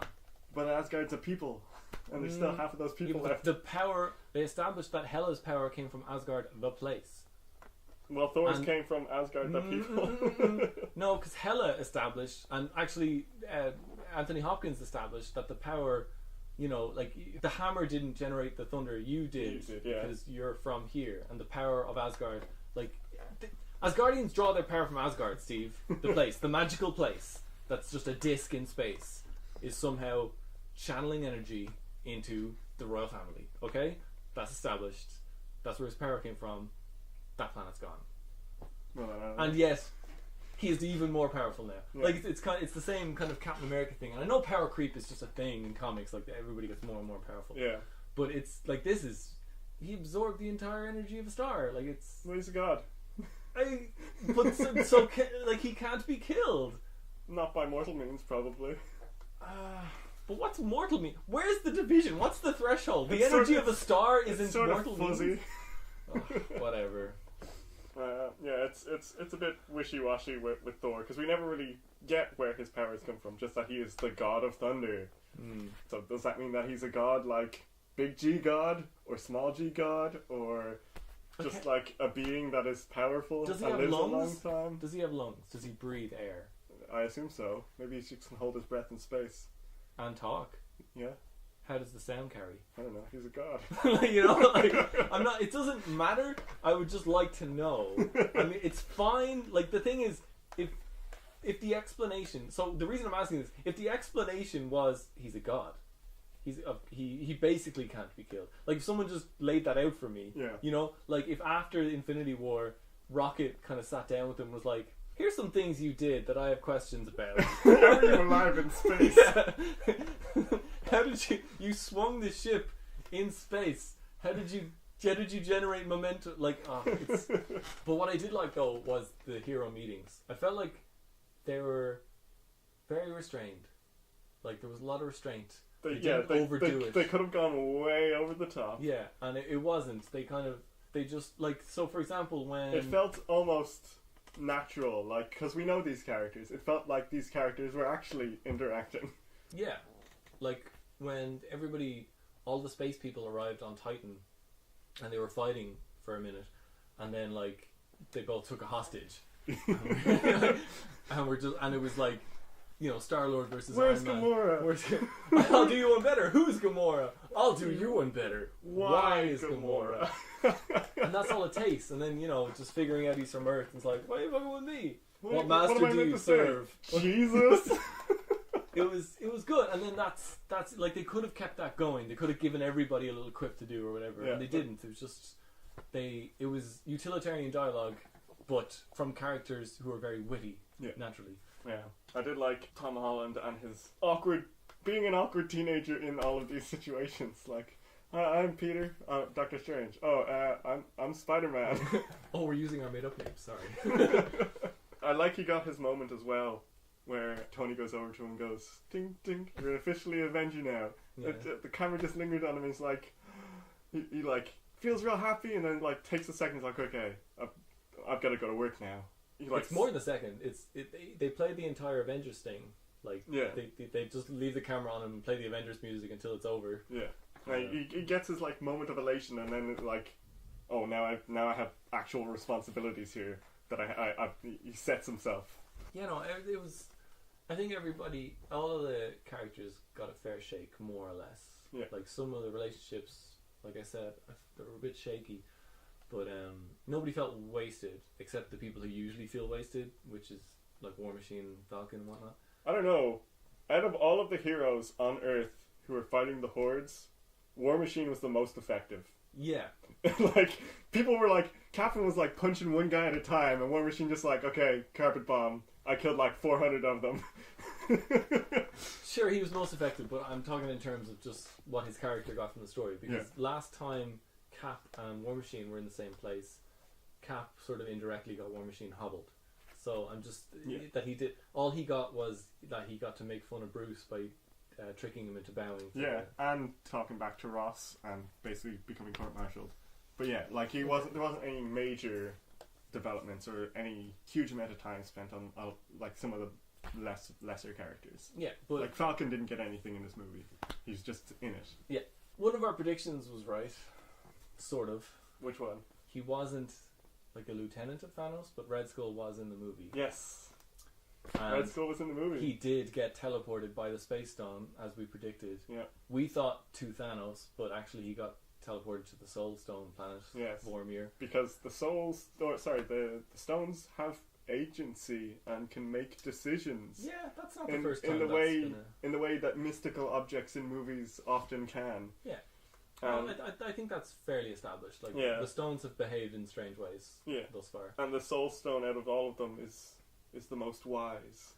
See, I wish, like, again, this is the thing of Marvel hedging their bets and spinning their wheels. Like, I know that they knew that they weren't going to get Hugo Weaving back because he didn't enjoy it, but they brought Red Skull back. They just got someone to do a Hugo Weaving impression, and that's fine. And it was like CGI character instead of Hugo Weaving in a mask, and that's fine also. I just wish it had been an intentional thing, because I'm not sure where else you could have brought like Red Skull into the MCU after First Avenger. But like he says when he's leading Thanos up to the edge of the cliff, he was Thanos. He was. Yeah, I once sought the stones. Yeah, he was an iteration of Thanos. He didn't have the power that Thanos has, and you could argue, well, had you written him differently, had it been intentional, you could have said he didn't have the will. You know, he wanted something, but when he saw the scope of it, when he saw what would be necessary, you could say maybe the Red Skull faltered, and then Thanos could, dismiss him like, I would never falter. Yeah. I don't know. It's just. Instead, it's just a cameo. It's just, here's that character from that movie that was 9 movies ago. He's back. Yeah. Because all he does is give exposition. Yeah. And he's there for exposition. Vaguely ties it into his story of how I wanted power also, but it's... Yeah. It's and very to explain clearly... the dangers of the stones, and to give exposition about the Soul Stone and the Soul Stone's planet. And deliver that one really, really important line to Gamora, where those tears aren't for him. I like that he was there. Like, when there was just this weird sort of ring wraith floating there in the air. Yeah. And I was like, that's a German accent. That sounds like Red Skull. And then it was Red Skull. I'm like, that's the weirdest thing I've ever heard of. Yeah, and on my first watching, I was like, is that Hugo Weaving? Did they get Hugo Weaving back for just this part? That would be amazing. But then it wasn't. It was just... Yeah. It was just because they needed a character. Yeah, I mean, I kind of like it that it is, like, because it could have just been a wraith. But the fact that it is a character who has interacted with the stones before makes sense to me. Okay. I don't know, I guess it's fine. I liked it. It was a good scene. It's just that it could have been even better. If more groundwork was laid, or... If there was a sort of plan going into this, you know? Yeah. Where they sort of, again, I'm going to go back to Breaking Bad. Each season of Breaking Bad, it's very clear when you watch them, like episode by episode, that somebody wrote this entire story. They didn't write an episode, film it, and then write another episode. Yeah. They wrote the entire season, and so every episode is a progression, you know? We're moving towards something. You feel the inertia. Yeah. Where you sometimes feel it in the MCU, like going from movie to movie, but a lot of times you just feel like spinning the wheels, and a lot of times you feel like, oh my god, there's so much momentum here, or this character is going in such a crazy direction, only for the next movie to just forget that happened. Yeah. That just did not happen. Yeah. Because they're so disjointed and done by different people all the time. But the thing is, they are done by different people. But like, say for example, you had a director, Edgar Wright, who wanted to do a crazy out of the box thing. It would have been an amazing movie. Edgar Wright has not directed a bad movie. He's directed like middle of the road movies, but they've all been at least good. So it would have been at least the Marvel standard, which is just good. But that was too much for them, and they, you know, showed them the door. And so they do have a level of control. I just wish there had been, you know, I guess going into the next phase, what they could do is to have the Russo brothers direct them all. You know, what they could do is just, because they have a story group of some kind, I assume. Yeah. Or if they don't, they should. Where they need to get some people whose job it is to sort of outline. Say there's going to be, what was this, like 18 movies or something? Yeah, 19 including Infinity War. So it'll be 21 when it's all over? Well, Ant-Man and the Wasp, so 22. Captain Marvel, Infinity War Part 2, yeah. So 22 when it's all over. So, you know, figure out, you know, because you know it's going to be phase 1, phase 2, phase 3. Figure out, like, acts, you know, like in the larger sense. Yeah, I think... and it's not like you don't have to determine exactly where everybody's going to go and what everybody's character's trajectory is going to be, but if you have that there's a certain themes that we're going for in each act, and that the overarching meta-narrative is X, then when somebody like Red Skull gets disappeared from the franchise, but there's a pin there where we might want to take him back, there'll be like a more logical way to take him back, you know what I mean? Yeah. I think the problem with that is that when they start out with phase 1 movies, I imagine they didn't know they were going to get this far. Yeah. Especially when they started with Iron Man, they didn't know it was going to spawn this fucking 10-year franchise. Yeah, but like I said, prints money. This is more of a for the next phase. It's something I'd like to see is just sort of like more consideration. More consideration, but because say like just take the example of the Russo brothers, because they directed Winter Soldier, Civil War, and then this, Captain America's story feels real strong. Yes. Like just firm, and his character feels really developed, and he undergoes some kind of change in every movie. Like literally his last line of this movie is "Oh my god," and his face looks broken. Like he failed. That's the last line of the movie. Yeah, it's like the first time he's failed. Like and the thing is, he didn't say it, I don't think, in the movie, but it was in the trailer where he's like, "I know what it's like to think to try and try and try, but still fail." Does he say it to Thor at the start? Maybe Thanos says that. What did I say? You said Cap. Oh, for fuck's sake! Yeah, Thanos says, "I know what it's like to try your hardest, to know you're right, and still fail." And is that? Oh, he says it at the start to Thor. Yeah, well, he's saying it to Loki. Okay. While holding Thor, yeah. But yeah, that came to fruition. You know, that was Cap's arc, is that he tried and he tried and he thought he was right and he failed. Yeah. And yeah, I don't know. It's those moments, those beats that work for some characters but not for others, and it works a lot more for movies directed by the Russo brothers, movie directed by James Gunn. I guess maybe it's because different people directed all the Iron Man movies, right? And different people directed all the Thor movies. Yes, I believe so. Maybe it's just get the same directors for the those trilogies characters, because Another interesting thing that Red Skull did was when he was greeting Thanos and Gamora. He said, "Thanos, son of whatever," and Gamora, daughter of Thanos, not daughter of her parents, Green Lady, who we saw in the movie, daughter of Thanos, which was, I think, a nice subtle hint to Thanos. Thanos considers you his daughter, and he loves you like a daughter. I think it was a nice hint at that was going to happen. Sure, I don't know. I thought it could also just be lazy screenwriting. Yeah. The only thing, I wanted to go back to what you were saying about Rhodey or like War Machine in the Wakandan fight, like carpet bombing everybody. Yeah. The only thing I felt like that was missing was an ex-wife. I really wanted him to fire, like they figured out how to get an ex-wife working, Yeah. and he fires like a tiny little bullet rocket at like one of the giant ships, and it just like pings off the hull and the entire ship fucking explodes. Yeah, I just that really would have want, been amazing. and then you could just cut to Justin Hammer sitting in a cafe watching the fucking footage from Or Wakanda. maybe still in prison. So everyone's just in prison and they're watching the battle in Wakanda on TV, and he sees him fire the ex-wife, and he like nudges the guy next to him and just like, I made that. It's like, shut up, Justin. Yeah. Another one of our predictions that we sort of were hoping was that Thanos would have his rogues gallery that we touched on, his children of Thanos, as you say. That's what I say, Steve. It's in the movie. I'm sorry you didn't pay attention. Yeah, I'll have to go watch it again to make sure. But I really liked these four antagonists. Like in our predictions, one of the things that I wanted was that they have their own individual personalities, and they show up, and we don't need to know anything about them beforehand, but they just do their thing, and we learn about them throughout the movie. The Maw, who is the psychic... Rejoice! Yeah, the psychic, like, preacher. I got a very... If you're into 40k or Warhammer 40k, I got a very Malkador the Sigilite vibe off of him, who's this supremely, like, powerful being, but in, like, an old, frail body. Looks like Squidward. Yeah, he's very well spoken, and he looks like Squidward. And he is insanely powerful. And the first time we see him, he just like, just flicking his hands. Yeah, just flicking his hands and gesturing. And Stephen Strange does some magic, and then Squidward is just like, your party tricks are quaint. And it's like, I'm just going to take you now.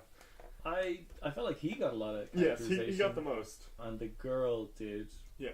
Mostly because they were setting up a like 4-way girl fight later in the movie. Yeah. But the other two... Yeah, the other two didn't get huge amounts of characterization. One was basically the Hulk, their version of the Hulk, and then the other one was like the boy version of the girl. Yeah, it was fine. I kind of wanted it to be more...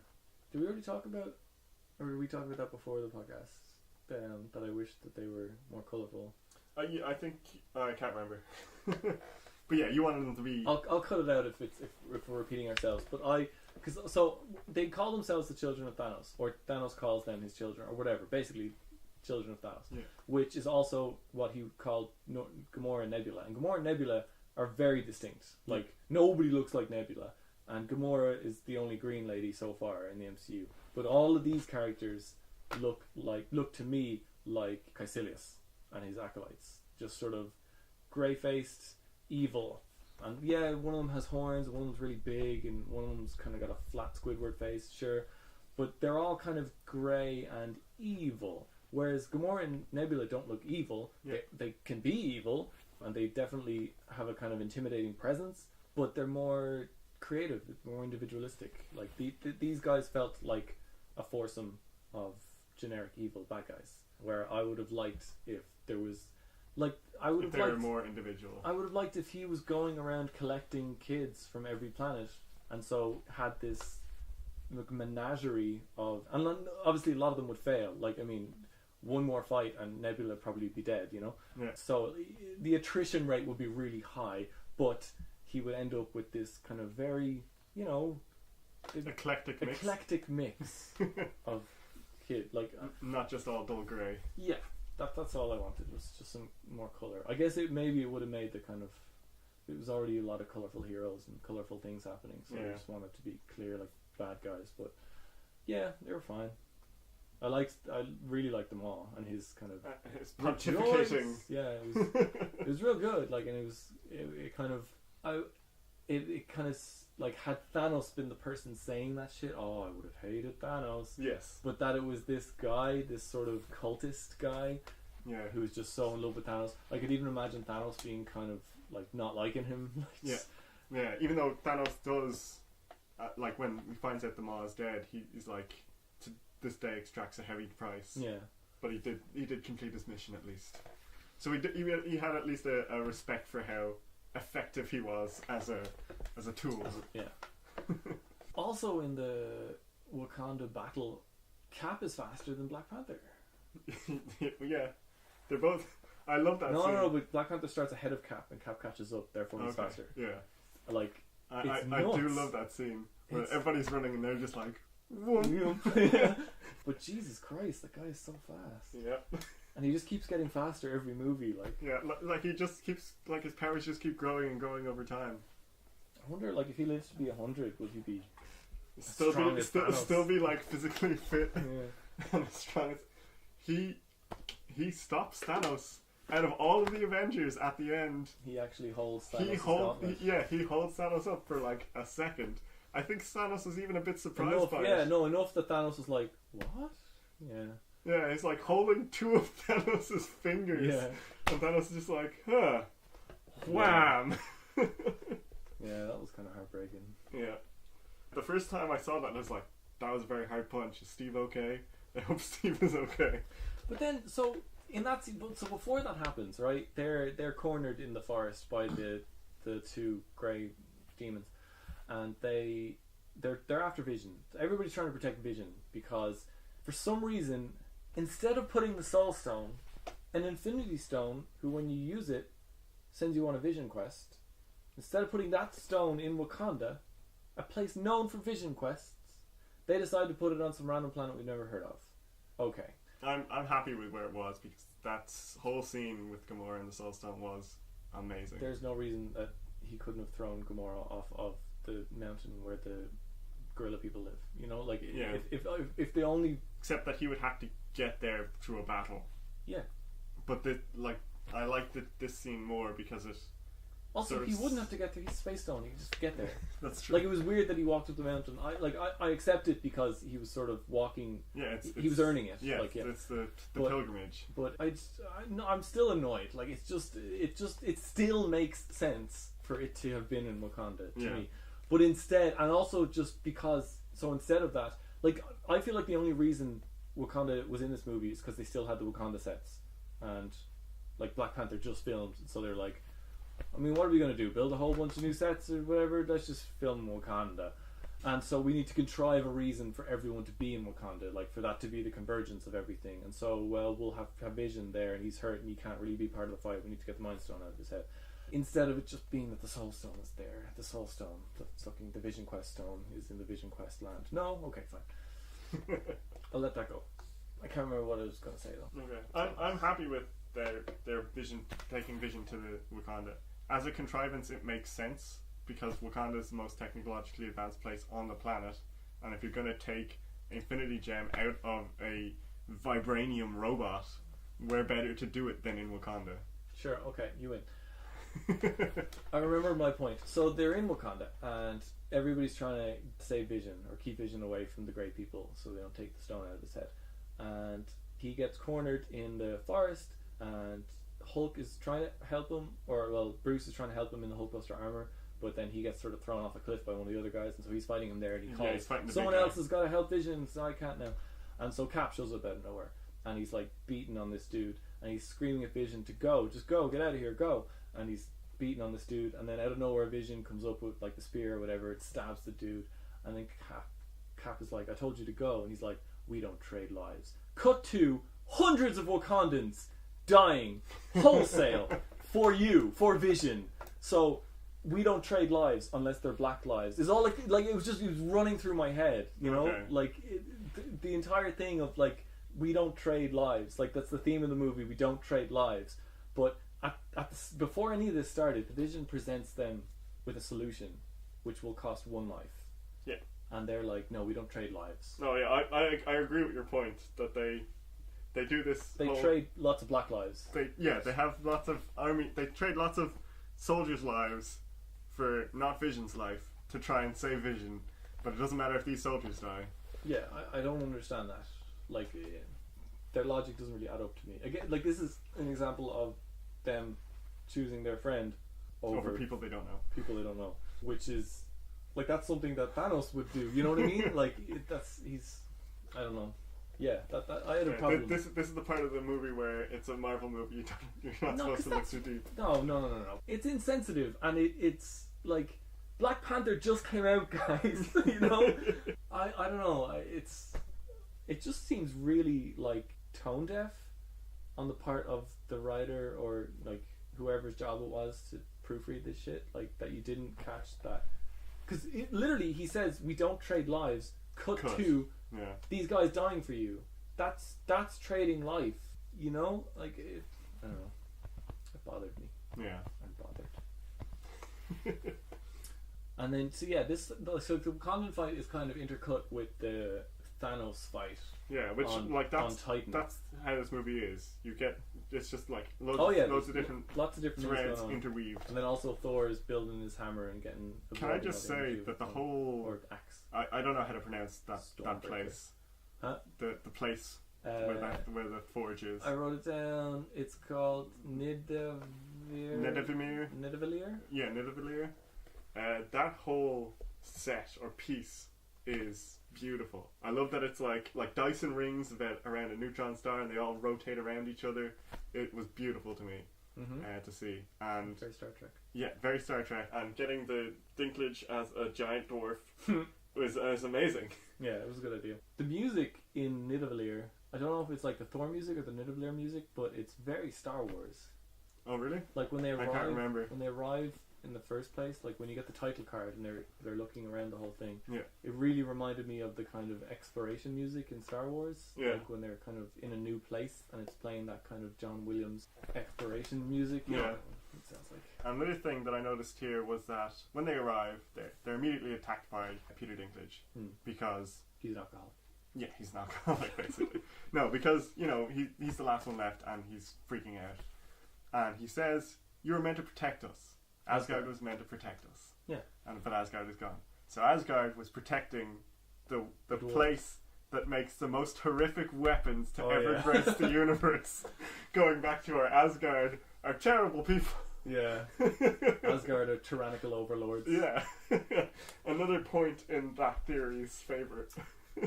That's again. And then they made the weapons that can control the Bifrost, the planet-destroying laser. Yep. And they made a weapon capable of defeating the most powerful weapon, like the Infinity Gauntlet. Yeah. A weapon that could cut down the beam of the Infinity Gauntlet. And they made the Infinity Gauntlet. Like, I don't. And all of it, and they're being protected by the Asgardians, so the Asgardians could stay on top. I mean, fair enough. The Asgardians were protecting them, but I mean, they're making phenomenal weapons. Also, why would they need? No, but I mean, when Thanos arrives, did you try any of them? Did you pick one up and swing one of your magic swords or thunder hammers? Like, did it occur to you? I don't know.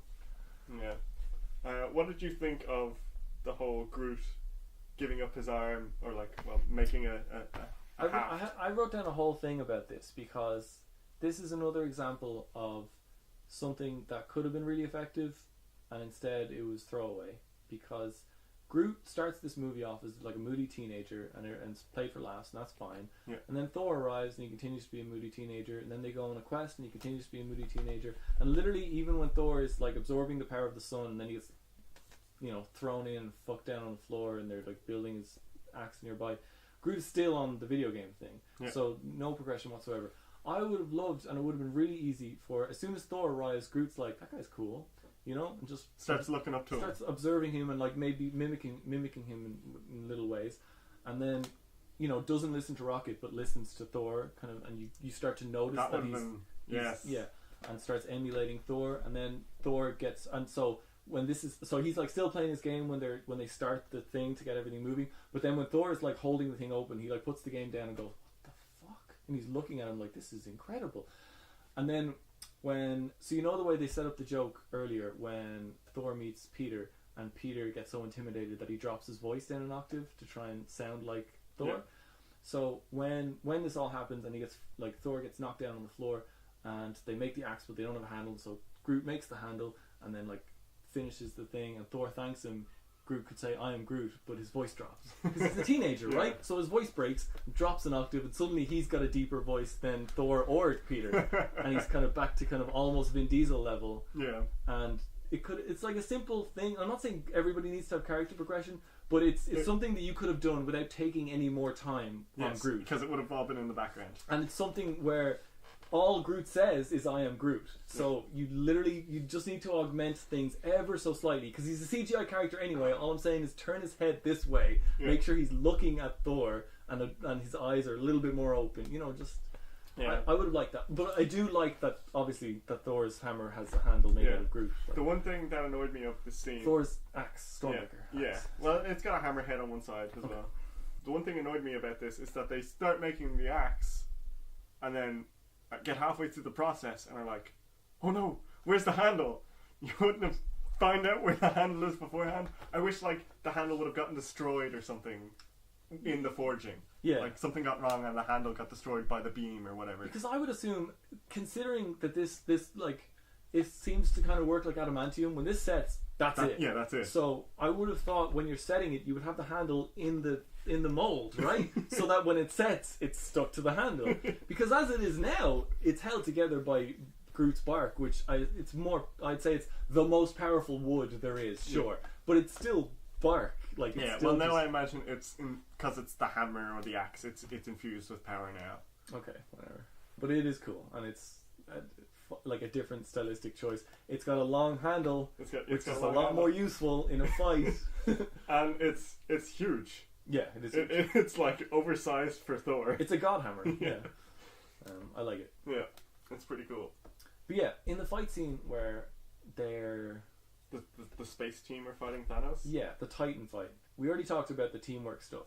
But then there's the scene where the teamwork stuff stops working and everybody's getting kind of taken out, and he's kind of like going through his powers and knocking portions of the team out one by one. And he comes up against Doctor Strange. And him and Doctor Strange have the exact fight that I was waiting the entire Doctor Strange movie to see. Which is that they both creatively use magic. It's a wizard fight. Yeah, they use magic against each other. It's amazing. And it's beautiful. And it's more important, it's creative. Yes. They're both fighting each other, but they're not just throwing energy at each other. They are coming up with creative solutions for what's coming at them and what they want to throw out. Yeah. And like, you know, it's such a simple thing. Like you could just make a shield. Like, so he fires an energy ball at you and you make a shield and it dissipates over the energy ball, like the shield, and you're fine. Or you could cast a spell, and the energy ball comes at you and it gets turned into butterflies. And immediately I'm more interested. Yes. Because that's cool and it's interesting, like, and it's creative. The whole like back and forth. So the first thing that happens is, the first thing in this back and forth is Stephen Strange tries to take him to the mirror universe. Yeah. Casts the mirror universe at him, and then Thanos like turns it into a black hole. Yeah. With the space stone and throws it back at him, and then he turns it into butterflies. Oh, it's just a beautiful back and forth. And it's, yeah, I really want it. It reminded me of the Voldemort v Dumbledore fight in Order of the Phoenix, where in the book it was a very simple thing. Like, they didn't really do anything amazing. It was just Dumbledore protecting Harry and Voldemort escapes.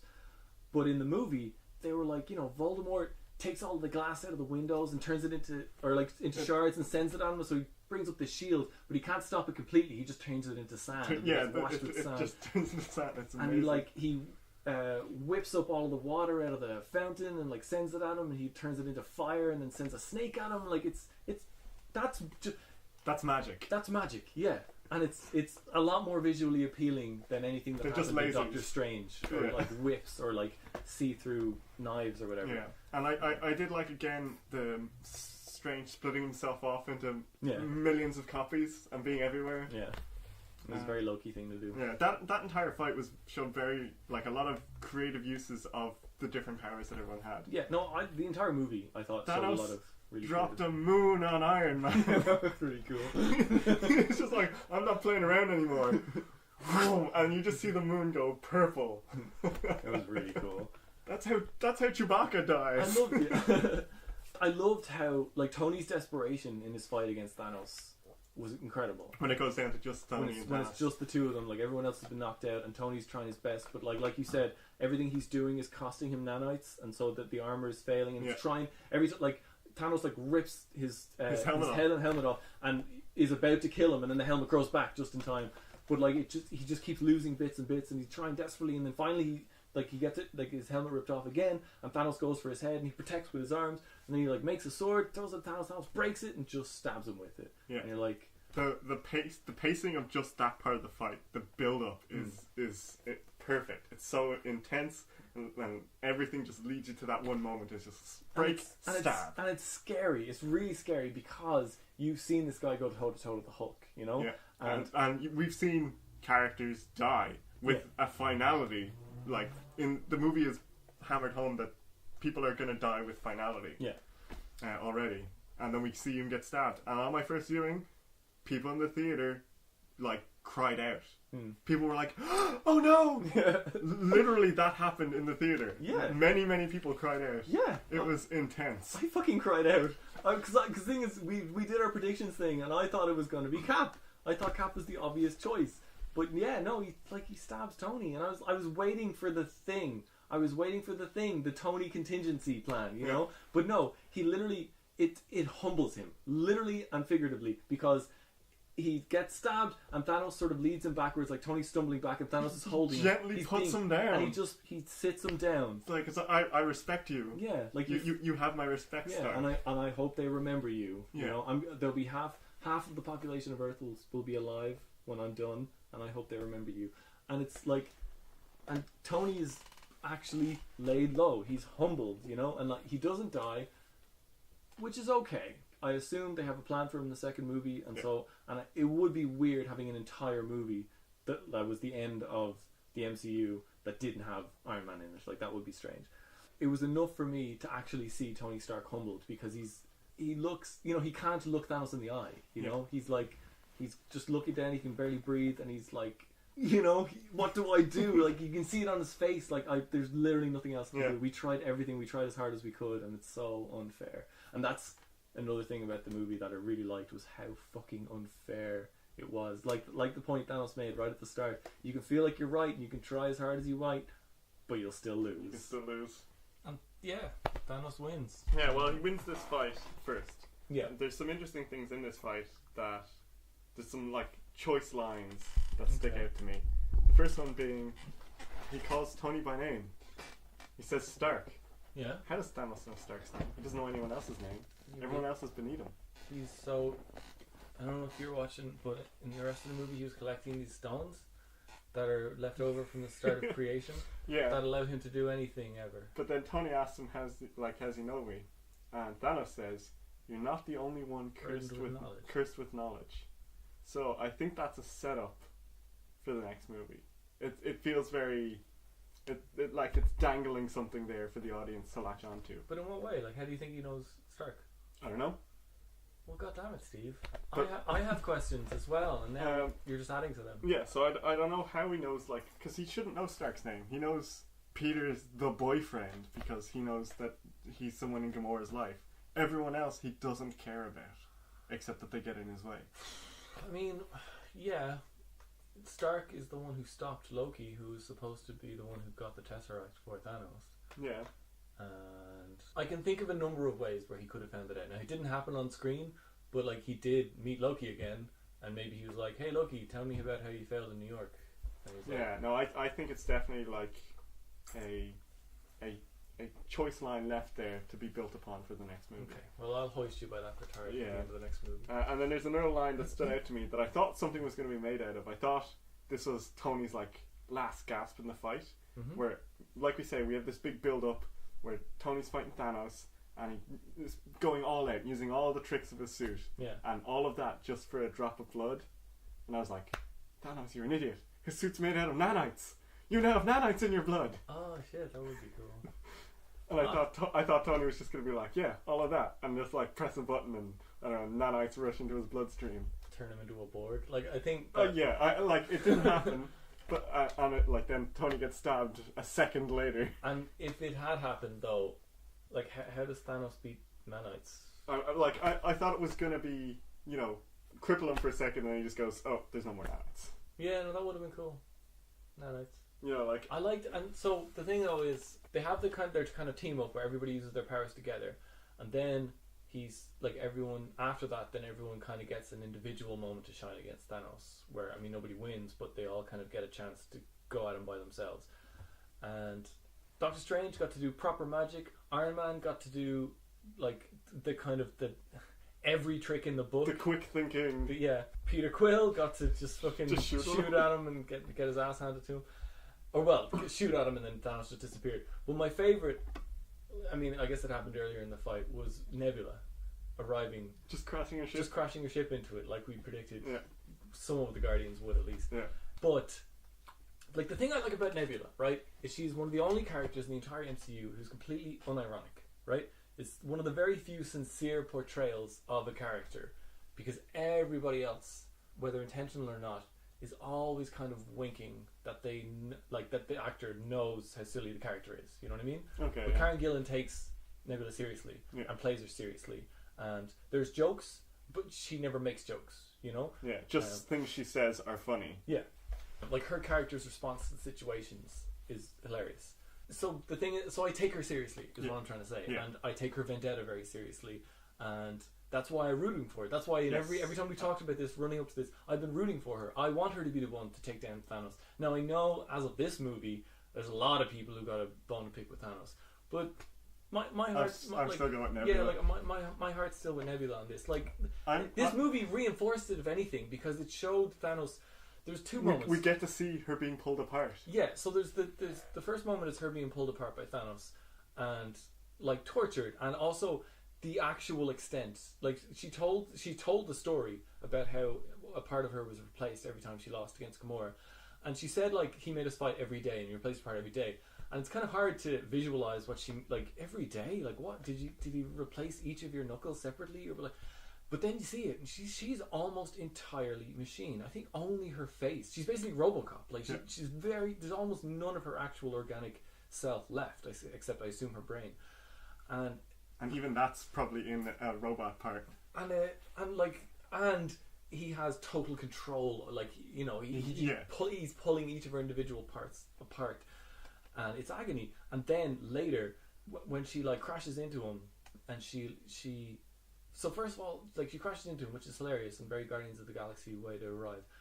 But then she like jumps out of her ship and just punches him. And immediately goes on. Like the thing that I really like about this movie is that nobody punches anybody. Like Steve does, like a lot, but because that's all he's got, you know. But in general, everybody is being clever. Everybody is staying at a distance using as much their as possible, abilities. And so Steve does, or like Cap does punch people, but like I said, it's always about teamwork. He's never just punching a guy just cause, except kind of in the Wakandan fight at the end. But that's because it's just crazy melee. Like there's no smart way to fight that battle. But in anytime where it's like hand to hand, there's never just one guy versus one guy. It's always Cap, and he's always got flankers, you know. Yeah. And the point is, everybody recognizes how important this is, you know, that this is end times. And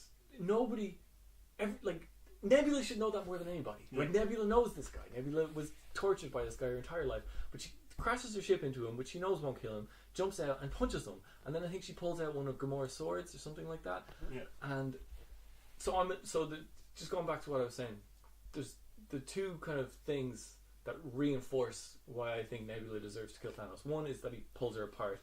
And just the fact that he's able to pull her apart is only because he constructed her in the first place and took away everything that was her.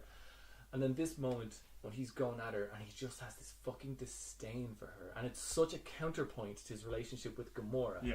Even though they both obviously were fighting for their lives, she was obviously trying just as hard as Gamora to please him and to, you know, be the warrior or whatever, and she just can't get a fucking break. Yeah. And even in this, she's literally throwing herself, like she's laying down her life to try and take him down, which is something that he respects from people. It's something he respects Stark for. Anybody who is willing to go all the way, like cross the line, you know, that's supposed to be something that Thanos as a person has respect for. But when fucking Nebula does it, she can go fuck herself. Like, oh, fucking Nebula. He's so pissed off that she would even arrive. Even when like we first get introduced to her and she's being tortured, he's like, she came here a week ago trying to kill me. She almost succeeded. Even that.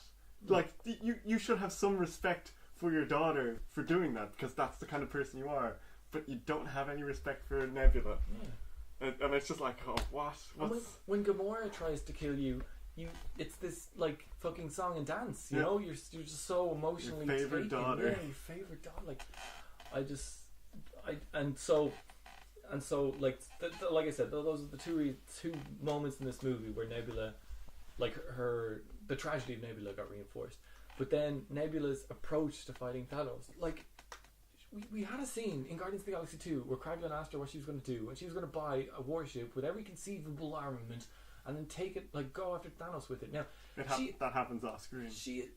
What? Well, I mean, that's... Oh no, yeah, no, but what I mean is, so that failed. Fair enough, and of course it would. Although he does say she snuck aboard, not rocked up with a warship. That's true. But she escapes from captivity on his like capital ship, which, from what we saw, has a bunch of different shit from a bunch of different races. Like there's all kinds of shit like attached to the ship.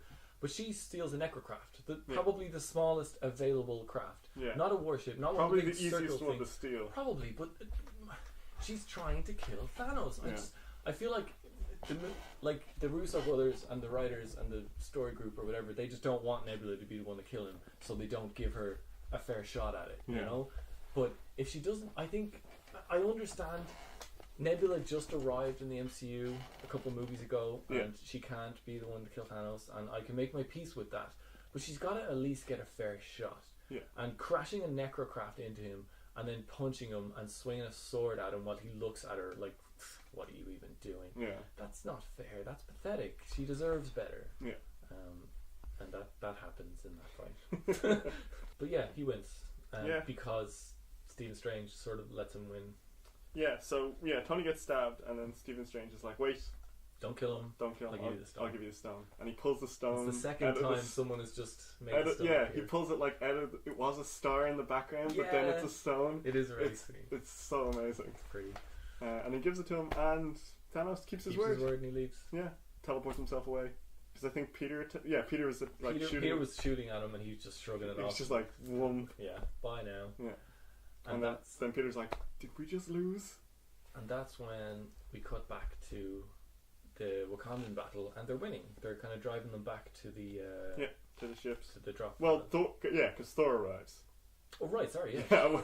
Thor arrives at Wakanda. Thor completed his quest. His side quest has finished. Yeah, arrives and he's received in style. His reward, which is 1+10 Stormbreaker. The immigrant song doesn't play, but it feels like it should. It would be apt, yeah. There's actually very little not score music in this. Yeah, there's only one song. For the Guardians. Bandman, which that's unusual for any Marvel movie. Yeah. There's usually a couple of anyway. Yeah, and so he arrives immigrant song style on the Bifrost. Bruce yells out, "Oh, you're screwed now!"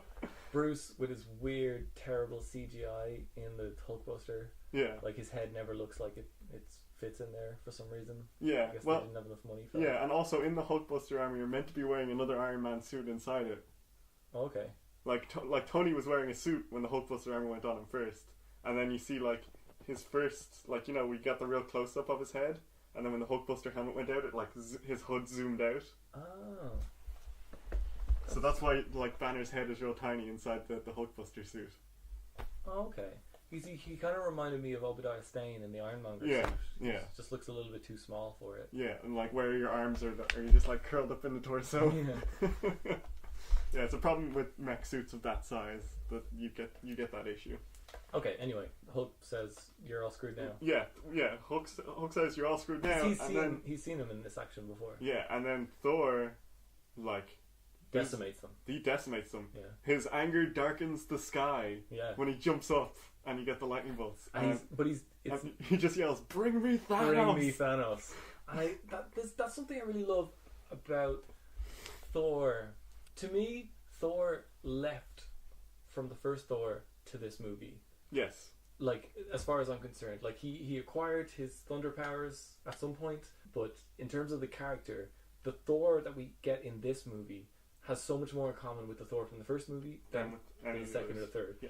And I love that. Like, yes. I love the way he talks. I love the way he carries himself. I love the way he interacts with people. That he still considers himself mighty, but they still found a way to humanize him because he tells these stories like, "I've killed thousands of men, and they all tried to kill me, and I've been alive for 1,500 years, and my father released my sister from a hell dimension, and I killed her too."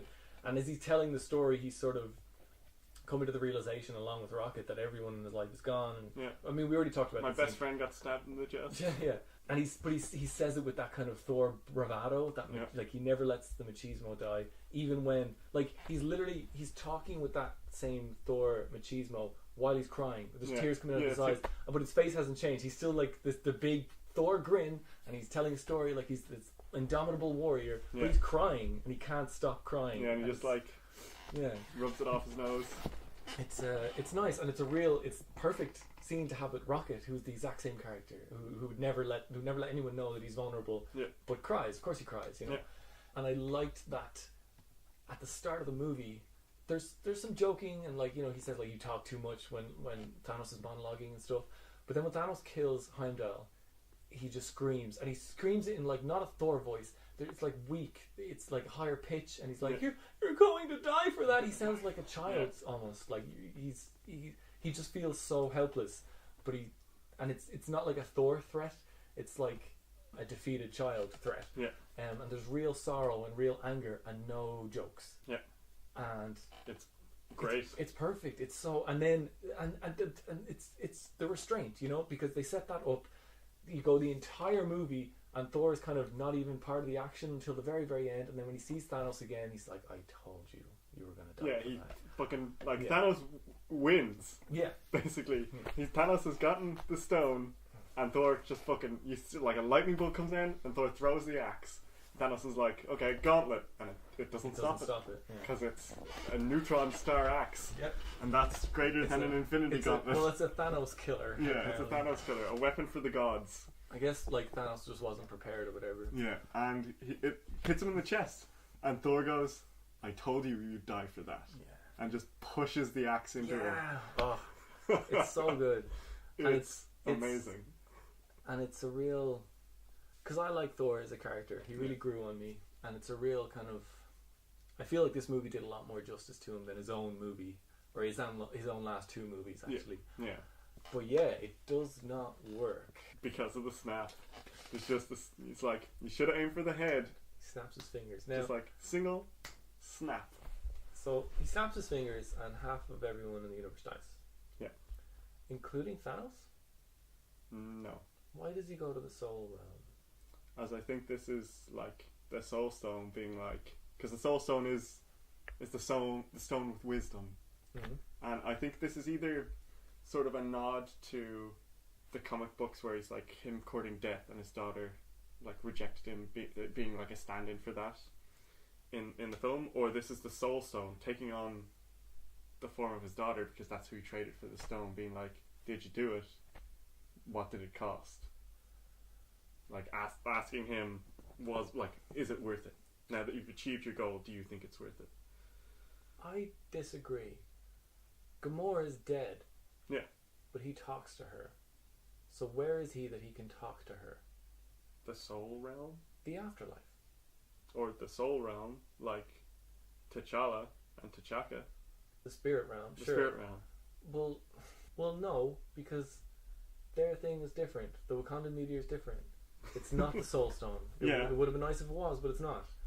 And I think he dies. But like, what does the Soul Stone do? You know, we know the Space Stone does, the Mind Stone does, and it has control over people's souls. It brings people back from the dead. Okay. I think it's a free revive. Okay. Is my guess. Yeah. And I'm wondering, because he comes back, but the gauntlet's all fucked, and he's fucked, but he's no longer got a mortal wound in his chest. No, he still has the axe in his chest. But he spaces away and the axe just falls out. Yeah, because he leaves and leaves the axe where it is. Like he gets pulled back through a portal and the axe falls. I mean, it was embedded in his chest. It's like a neutron star axe embedded in his chest. Maybe he can't move it. Maybe it's like Thor's hammer and it just stays where it is. But he goes. I don't know. It looked to me like he still had the axe wound as he was getting pulled into that portal. Okay, maybe he did, but yeah, in that wherever he was in that realm, he had no gauntlet. He had no wound when he talked to. Like, I think that was young his Gamora. Spirit, his ghost, his dead self. But he can't die because he has the Soul Stone. But I'm wondering, at what cost? Because that's the thing. What did it cost? Everything. And do you have to recharge the Soul Stone? Now, he killed a person for the Soul Stone. Does he have to kill another person to get another revive? Or does the Soul Stone stop working? The Soul Stone, there's a cost associated. Like, the thing is, it could all have just been like, this is the one stone we haven't done yet, and so we need to have some lore, and it has to feel important or whatever. Yeah. Or everything they were saying could have meaning, and the meaning that I take from it is that he traded Gamora's life for this stone, which gives him the ability to come back from the dead, the afterlife as represented by the place where Gamora ended up when he killed her, and he went there and he was fine. So I take that as that's his spirit form, his ghost, but he came back because he had the Soul Stone, and I'm wondering, does he have to kill another person to come back from the dead again? And would he? Like, he's achieved what he set out to achieve. Yeah. But of course the Avengers are going to come for vengeance. And if it works by the same rules of the stone, there's no one left that he loves. Yeah, exactly. Yeah, and what happened to the gauntlet? Was that just the power of killing half of everybody? Yeah, I think so. I think it looked like, at the very least, the gauntlet was ruined or wrecked. Yeah. The stones looked duller in it, and it looked like Thanos had scarring all the way up his arm, up his neck as well. So it looks like it did take a toll, not just on him emotionally, but also physically. Yeah, I wonder, like, do the stones have a limit in terms of the power output? You know, like, he killed half of everyone in the universe using the stones, and now they look kind of dull, and his gauntlet's all fucked. Like, is there a limit to what they can do, and is he close to it? Yeah. Which we don't know. So far, they've seemed limitless. Yeah. Up until this point, anyway. But this is the biggest thing that they've ever been used for. That's true. Well, I mean, they've never all been used in concert before, so. And that when that snap happens, all the music cuts out until the very end of the movie. There's no more music, and in both of my watchings of this film so far, the entire cinema has been silent and non-moving. And the first time and this time, I teared up. I cried the first time. It was a very, very sad moment. It was. I mean, Peter was. The rest of it, I was kind of, you know, like Black Panther died. Yeah, right. I already know there's going to be a Black Panther 2. This is like, if this is my hope, or my hope would have been that they had stopped announcing what movies were going to be next after Infinity War. Sure. So that or at least we were left with this. Held them in reserve. Yeah. So that they could just announce afterwards. Like, yeah, after they could say, yeah, there's Ant-Man and yeah, there's Captain Marvel, but anything after that, you're not going to know until. It would have been nice for storytelling. Is, you know, if they could prioritize storytelling in this one instance, since over marketing. Because I think this would work in their favor in terms of marketing, because this is the first time anyone has told a story that took 10 years to tell. Yeah. And we want an ending. You know, I mean, I'm not saying I want all the heroes to die, but we want an ending, and I want to feel like it's an ending. And the thing is, all these people were dying. I'm like, they just can't. It is not fiscally responsible to kill this many of their heroes. But then the Peter thing happened, and oh my god. So like, everybody kind of, by the time they realize that they're turning to ash, they're already halfway there. But Peter cops it really early, which his spidey sense, he sees it coming because he has spidey senses, and he can sense that there's something's wrong, something's coming, something really bad is happening, and oh my god. Tom Holland, he's so scared. He's such a frightened little boy, and he just falls into Tony's arms like, no, I don't want to go. And Tony loses his son, for lack of a better word. And it looks like it breaks him too. Yeah, I mean, it's really, really heartbreaking. Except I've already seen the announcement for Spider-Man 2, so it's like this movie suffers from. And it's not this movie's fault. Like, that's the thing. And Peter was the obvious choice to be the guy who breaks your heart by dying. Like, assuming that all the people that died is a requirement of the story, that those specific people died. Yeah. And so you can't really focus. Like, not everybody can have like being held in someone's arms as they turn to ash. Like, some people just have to die. And so Peter was the obvious choice for, like, if you really want to tug on people's heartstrings, get Tom Holland to start crying. And like, Tom Holland trapped under the building in Spider-Man: Homecoming. Like, if you want, Tom Holland has the chops to get this reaction out of people. But yeah, like you said, it's their marketing machine is just poisoning the storytelling well, and I'm trying to like separate myself from the knowledge that these characters are going to be fine. Like and view the movie in isolation. In the moment, it took me. Like I was choked up. It's just, I don't know. I'm trying to think of a movie that just hit me and then left me there. Like something outside the MCU. Like I've been watching so many MCU movies that I can't think of movies outside of that. But I guess maybe like Saving Private Ryan, or Buried, or Buried. That was gutting. Jesus. But yeah, just that kind of the finality of it and the out of nowhere-ness of it. Yeah. Like in Saving Private Ryan, you've been following these guys along, and you know things are getting dire. Like important people are dying. In fact, it's very similar because in Saving Private Ryan, all your favorite characters are getting picked off, and you're like, is everybody gonna die? And then there's the scene where you see that German soldier that they showed mercy to earlier on in the movie, and he just gets on a gun line with a bunch of other guys. He's just shooting at random, sees Tom Hanks, shoots him, doesn't even think. He shot Tom Hanks. You know, it just happens, and it goes by, and like, wait a second, he shot him like right in the fucking chest. And you're like, he just drops to the ground. And then you cut back around to Tom Hanks, he's like, yeah, he's dying, that's it. And like the guy's like holding something at his chest, and he's screaming for a medic. He's like, no, he's dead. Like it's over now. Like that kind of thing where there was no Saving Private Ryan 2 in the offing. Like it's just over. He's just dead. And it really, you know, I was relatively young when I saw that, and I was like, Jesus, they killed big, you know. And it's we don't have that impact here.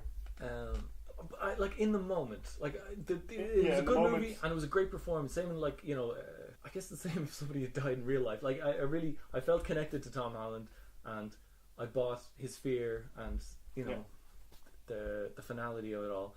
But it won't last, and that's the thing about these movies. Like going back to what I was saying about how Civil War could have been a great movie, how Guardians of the Galaxy could have been something exceptional that would have staying power and lasting power. But none of them do because of all of the other ones. Yeah. Because all of the movies exist to support all of the other movies, and no one movie can kind of punctuate anything. There can be no full stops because the universe relies on continuity, and that's like ultimately you're just going to spiral. Like eventually. Well, I mean that's going to lead into the heroes we have left and the next movie. Well, I'm not worried that any of the heroes that turn to dust are going to die, because they're all going to come back. Yeah. But the heroes who are still left alive, the OG Avengers are going to sacrifice themselves to get the new Avengers back. They're the ones who are going to die. Yeah. They're like and it'll be in the next. I don't know about Rocket and Nebula. Yeah, Rocket and Nebula might, but the OG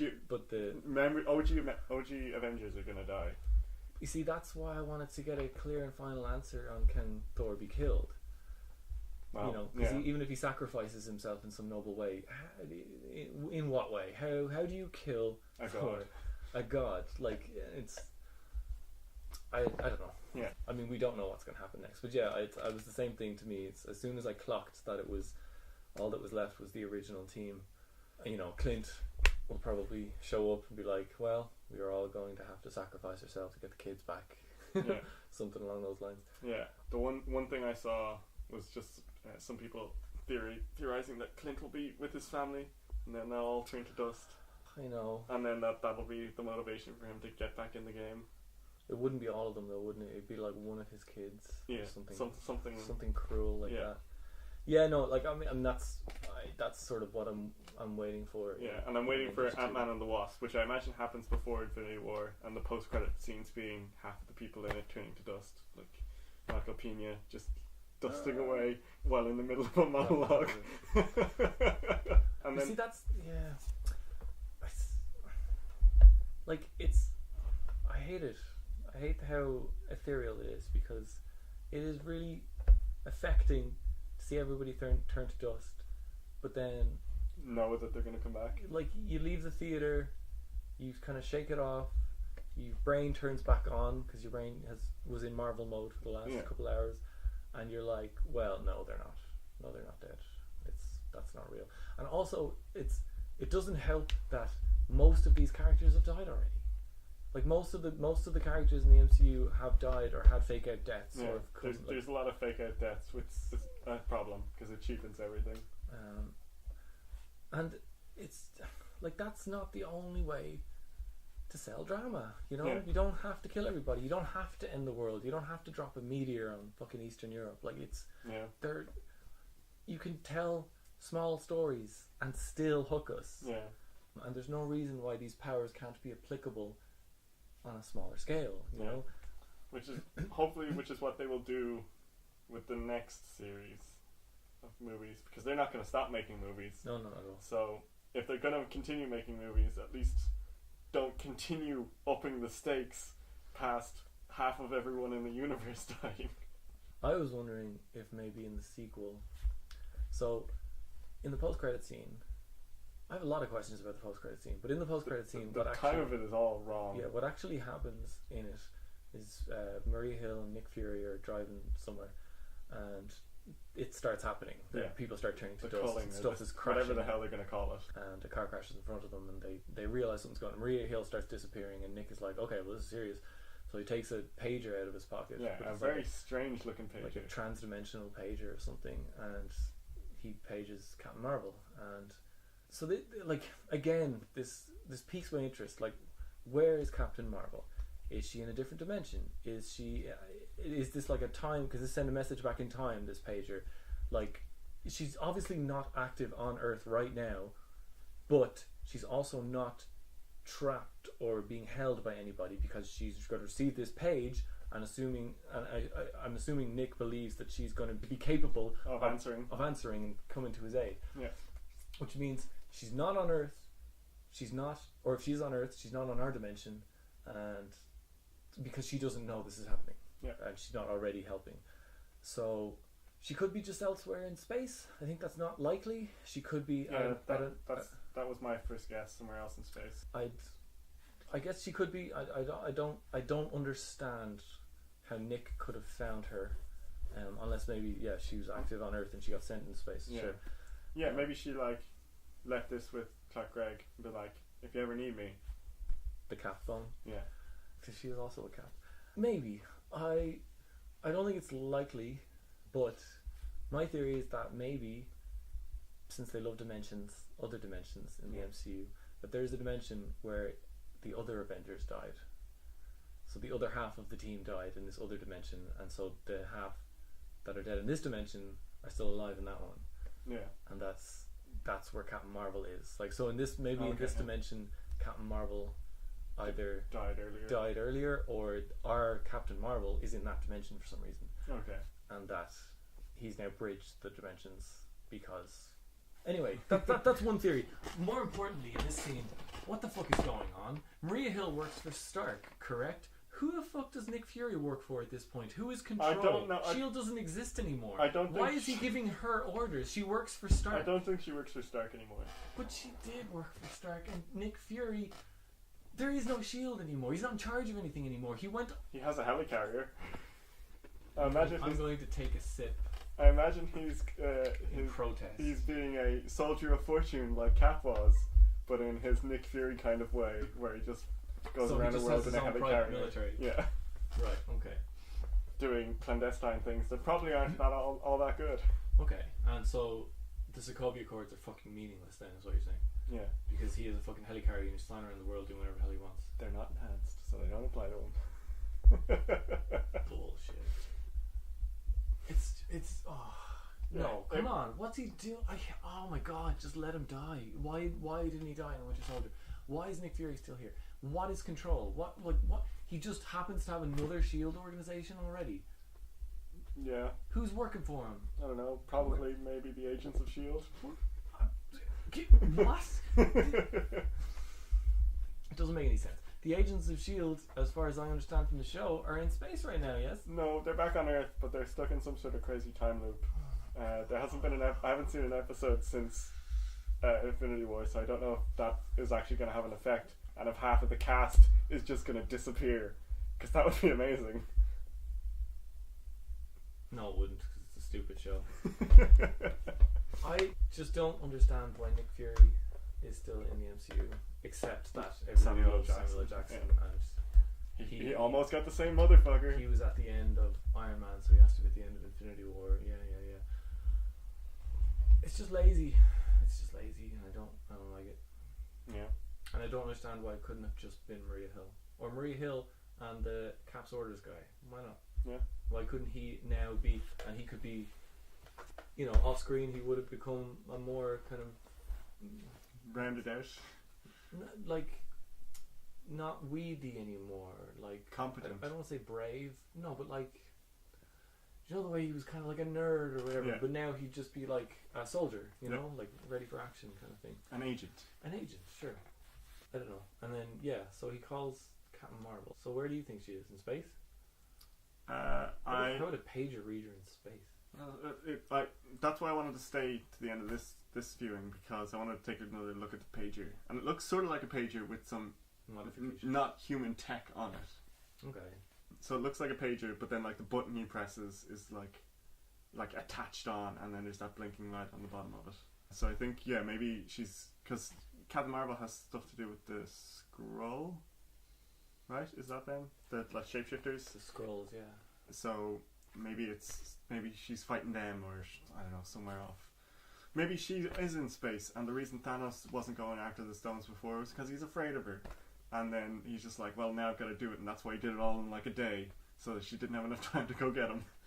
Maybe, but that would imply that she's keeping tabs on him, and like he has to do it real quick because she'd be on him. But then that means there'd be no reason for Nick to need to message her. Yeah, I don't know. It's cool. It's a tease for a movie. It's nice to have the reason it exists is it teases Captain Marvel. Yeah, and it is nice to have a post-credit scene that's an actual tease for a movie and not just a scene of and I did like there was no mid-credit scene. There was no mid-credit scene. There was no fancy just credits. It was just a black screen, white text going up in silence for so long. It was depressing. It wasn't silence. No, it was silence until the very end of the movie, where Cap says, "Oh God." Oh my God. And as soon as he says that, the music starts back up again, and Thanos gets the hero's ending. he is on a planet. Do you think it's Gamora's home planet? That would fit, maybe. I don't know, maybe. Yeah, it's some planet. In my head, I think it's Gamora's home planet, and he sits down at a lake and a sunrise, and he half smiles to himself. It looks kind of like a rice paddy to me, but because it could be Hogan's planet. Hogan? It's one of the Warriors 3. Oh, okay. Yeah. Swordmaster guy. But yeah, he gets the hero's ending, and then at the very, very end of this whole movie, we get that Thanos will return, just hammering home that this movie was about Thanos and not anyone else. I liked that. Yeah, it was a nice. Everyone who saw that at the end was like, "Marvel, you bastards!" Everyone in ours kind of laughed because we were so depressed that we needed to laugh about it. Yeah, I had a question about Hydra. My understanding of Hydra is that they're like thousands of years old, so they've existed like more or less going back. Yeah, as long as there's been like complex civilization. Yeah, so Hydra apparently initially started out as worshipping Inhumans. Okay. Specifically one called like Hive. Okay. And then they turned into this organization recently. So they're like super old. They've been around forever, and at this like in MCU right now, they're kind of like everywhere. Like yes, they're a lot less all my knowledge is from Agents of S.H.I.E.L.D. Yeah. I mean, they're not up to much, but they're still everywhere. The understanding is that there's like thousands of them spread all over the planet, and their whole thing is that when you like cut off one head, two more will spring up in its place. Yeah. And now half of the entire world has just died. So Hydra's ranks, if my math is right, has got to be skyrocketing. And like really throwing off the ratio of Hydra to not Hydra going forward. It's not going to matter at all. Yeah, no, what Hydra are doing at the moment is that they are working with the Confederacy, and they're in some sort of crazy time loop. Oh, Steve, don't ruin the funny joke about the Hydra numbers with your stupid TV show about a dead guy with a metal arm just trying to rip off a Winter Soldier. Yeah. Okay, final thought. Do you have any more things you want to do? No, not really. There's just like a few little nice things here and there, like Spider-Man being really, really strong. When he catches the guys. He catches the guys, he's like, hey Mr. Stark, once again. What's going on? These guys have come from space to steal a necklace from a wizard. Oh, there's so many good lines in this movie. Another line that I really liked was where Stephen Strange was telling Tony and Spider-Man, there's like, if you guys are gonna die, I'm gonna let you die if I can save the stone. Which is a lie. Yeah. But Tony's like, moral compass. You know, like he points on it, like, right, moral compass, I got it. It seems like a wry comment about dealing with people with righteous moral compasses like Steve. Speaking of Steve, I really liked the I am Groot.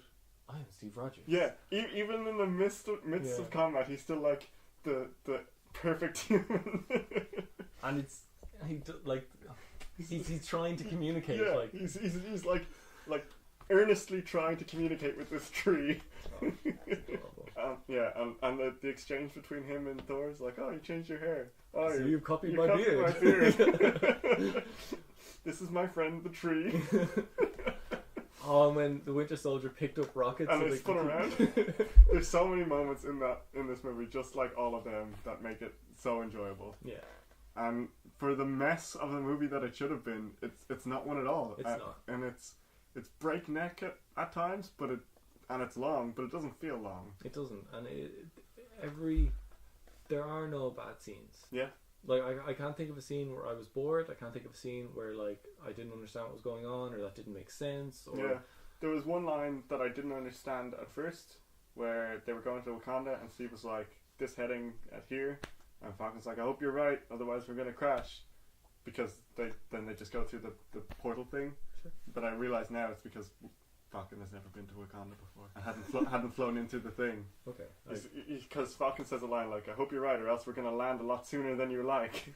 Yeah, I mean, I worked that out from context. I didn't work it out on first viewing. I was like, what? I mean, what does he mean? Nobody's been to Wakanda. Yeah. And yeah, then like it's all speculation about the plan, like Strange's plan to defeat Thanos in the end. Yeah, this is not exactly what I thought was going to happen, but I did think they would lose. Yeah. I'm surprised he got all of the stones. I didn't expect that. And especially that he got them so quickly. Yeah. But this movie did a good job of selling it to me that like when he gets it, like it was weird to me. It's like he goes from 0 to 6 stones in 24 hours. I'm like, what were you waiting for? Why did you keep sending these morons to do it for you?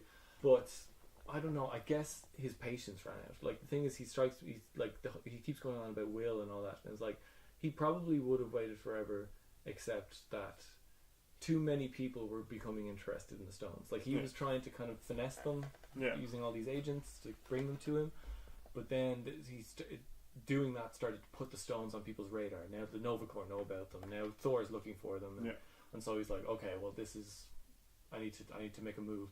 But as soon as he makes a move, he's got them all. But all of my theories for how they were going to defeat Thanos involved at least one stone. Okay. That they would have the control of the Time Stone, or they would have control of the Reality Stone, or the Mind Stone. Something to work. Yeah, the Mind Stone. Like that was my. If nothing else, Vision would be their ace in the hole. But no, Vision died, and his death is brutal. Yes. Like, because Vision's not one of the Ash people. Vision gets his fucking Mind Stone ripped out. Well, first he gets exploded by his girlfriend. Yeah, he dies twice. Yeah, his girlfriend blows him up. Then he gets rewinded by Thanos. And, can we stop here at this moment where Thanos is like to Scarlet Witch? He's like, I understand more than most, and puts his giant hand on her head, and it's like kind of creepy. Like messes with her hair. It's like, don't worry, I understand, little one. And then just like, but now's no time to mourn. Now's no time at all. It was well done because again, that's she did it. She did the thing. She sacrificed a loved one to stop Thanos. She pulled the trigger. Yeah, she pulled the trigger. But Thanos is like, nope, it doesn't matter. Yeah, like I understand and I'm proud of you for doing so, but I can't let that stop me. It's horrifying. It really is, and he's just a great villain. Yeah, and then he pulls the stone out of Vision's head with his bare hand. Yeah. Vision is made out of vibranium. That's a good point. Which is one of these, unassailable truths. This keystone. Yeah, one of the keystone things. Like, no one can lift Thor's hammer, and vibranium is invincible. And he just goes and digs his fingers in and pulls it out. Yeah, but he has the Infinity. Gauntlet. One of the rings was helping him. Yeah. But yeah, he pulled. So like, Vision dies and he explodes, and it's like tragic, and it's the hero's death. Then he gets brought back to life, and he just gets the stone plucked out of his forehead, and it's like his whole forehead caves in, and you see like what a brain is to him, and then he like all the color drains. He just desaturates. He goes grey, and his eyes go milk white, and he's gone. He's gone. Like it's really brutal. Yeah. It's weird because he's a robot, and like he even makes the point, or somebody makes the point earlier that you're a robot, but you're dying just like a man. Yeah. He's not a man. He's a robot, and so when he died, I didn't think it would matter to me when he died. He's a robot. It's more like he turned off. Yeah. And I also know that Shuri did finish the copy paste thing with his brain. Like, okay. That she was doing. Like she finished. I know she finished it. She's gonna fix him.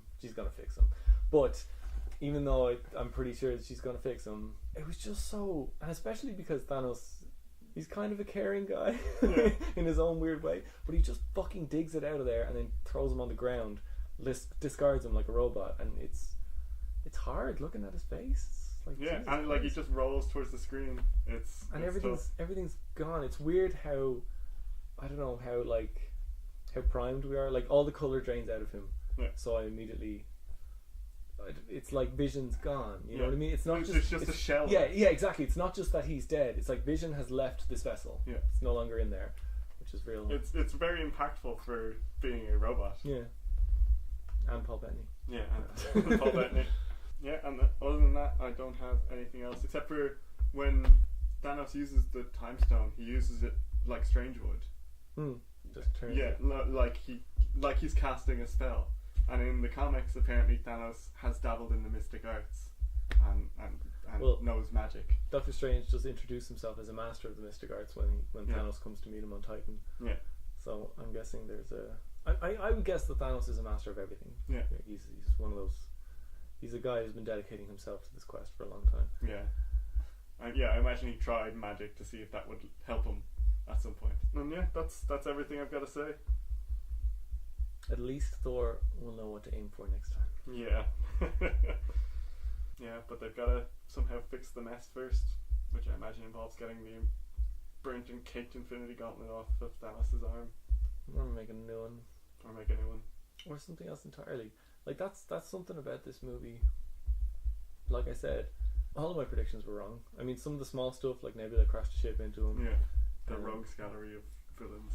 And that Red Skull came back in some form, not the form I expected, but all of my kind of big plot point predictions were completely wrong, and it wasn't, I don't want to say that they subverted my expectations. It wasn't. Those weren't expectations. I was throwing things out there. Yeah, just throwing darts. But I did not expect a lot. I didn't expect a lot out of this movie. And I didn't expect a lot of what happened in this movie. Like I said, I was kind of anxious going into it because there's been so much build-up. But I also, I don't know, I kind of tempered my expectations because I think it was literally, as I was going into it, I sent you a message to be like, there is literally no way I can live up to this hype. I almost don't want to go see the movie because there's no way I can live up to it. I'm going to be disappointed. Yeah, I'm going to be disappointed either way. They could do the greatest job in the world and I'll still be disappointed because you can't live up to it. But they did. They really did. They somehow they managed it. They found a way, and by doing a bunch of stuff that I just didn't expect. I didn't like. Yeah. And I'm really like pleasantly surprised because honestly, after going through this, all 18 of these podcasts about the Marvel movies, I was kind of like losing hope. That's a very dramatic way to put it, but they'd lost their sheen, maybe some of their glamour. It's more it's more of a general like. It felt like there was no creativity left. I mean, Hollywood is generally a pretty creatively bereft place, but the Marvel movies in particular really felt like a kind of cookie cutter assembly line. Money printing business, paint by numbers storytelling, and I'm not saying that this was some fucking revelation that completely throws the hero's journey on its head. But then again, the villain got a hero's journey. Yeah, in the story. the villain. It was the the villain's journey. That's new, and at the same time, we were talking about with the Guardians of the Galaxy review. While the villain was getting his main plotline story, everyone else was getting little payoffs here and there, just little character moments. Everyone got a chance to use their powers in a very specific, creative and individualistic way. Yeah.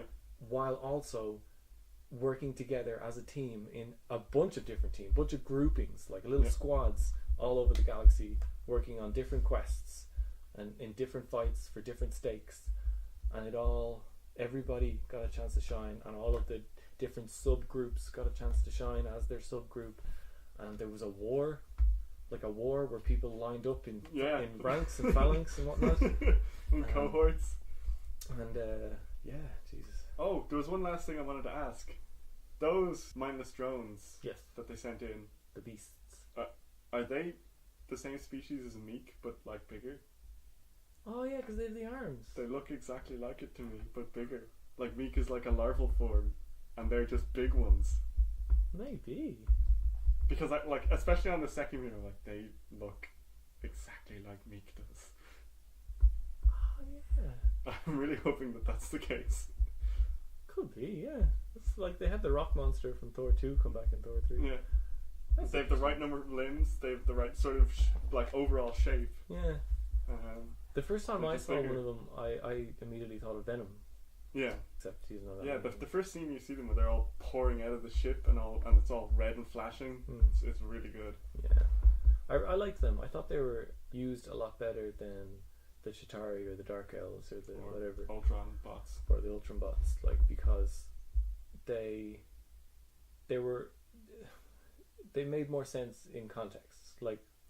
That all that this was to accomplish was for these two people to get inside the shield and get to Vision, or draw Vision out somehow. Either way. Draw Scarlet Witch out. Draw Scarlet Witch into the fight so that Vision would be vulnerable, and they made it clear that they were cannon fodder, because literally the first thing they did was throw themselves against the shield, break their necks, and try and climb through and get chopped in half. You're in Wakanda now.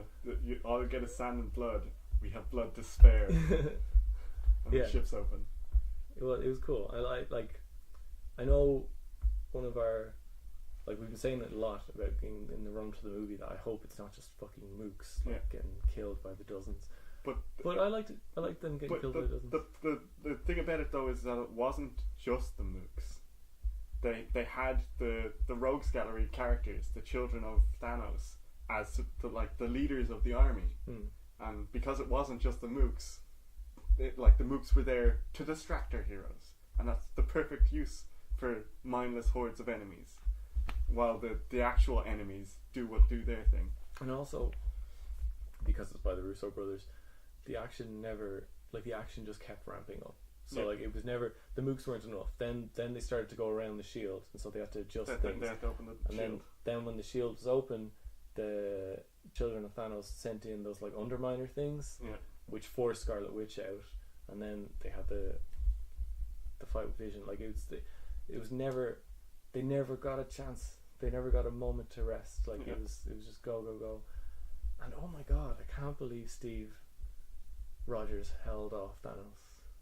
I know that was just something they put in there because this is an American movie and his name's Captain America, and he's a mortal man, and this guy beat Hulk, so it's silly that he'd be able to hold him off.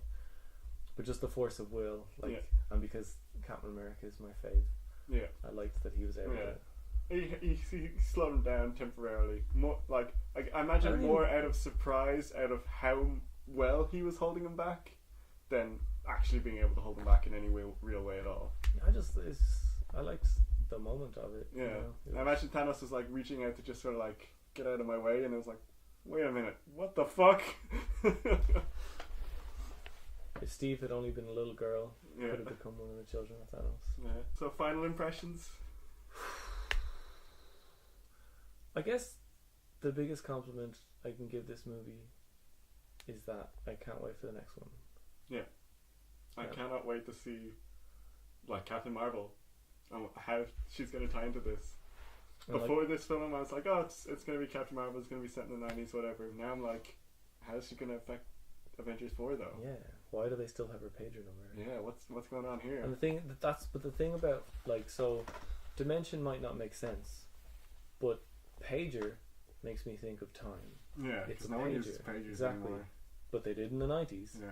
So I feel that pager is going to be established retroactively in the Captain Marvel movie. Yeah, definitely. She'll have a pager that someone will build, and maybe she'll give it to Clark Gregg, who's in the movie, who will then give it to, well, either he will give it to Nick Fury before he dies, or Nick Fury will have taken it from his effects after he dies. Yeah. Something to that effect.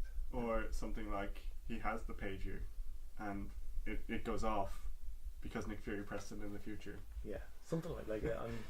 I'm psyched. Yeah. It's gonna be. And that's more than I can say. You know, after Age of Ultron, I was not looking forward to the next Avengers movie, and like after say Deathly Hallows Part 1, I wasn't looking forward to the end of Harry Potter, and I wasn't looking forward to the Hobbit period, Part 1, 2 or 3. Yeah. When does Avengers 4 come out? I guess this time next year, maybe. Okay. It's like a year away, and with Ant-Man and Marvel in between somewhere.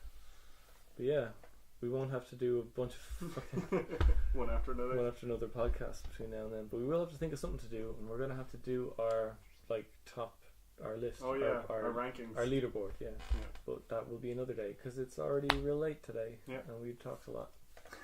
So yeah, thanks for listening. This is, I guess, kind of not the end, but this is the end for now of 40 Days of Marvel. Yeah. Because we need to watch other movies and talk about them for a while. So we will do some more Marvel movies at a later date.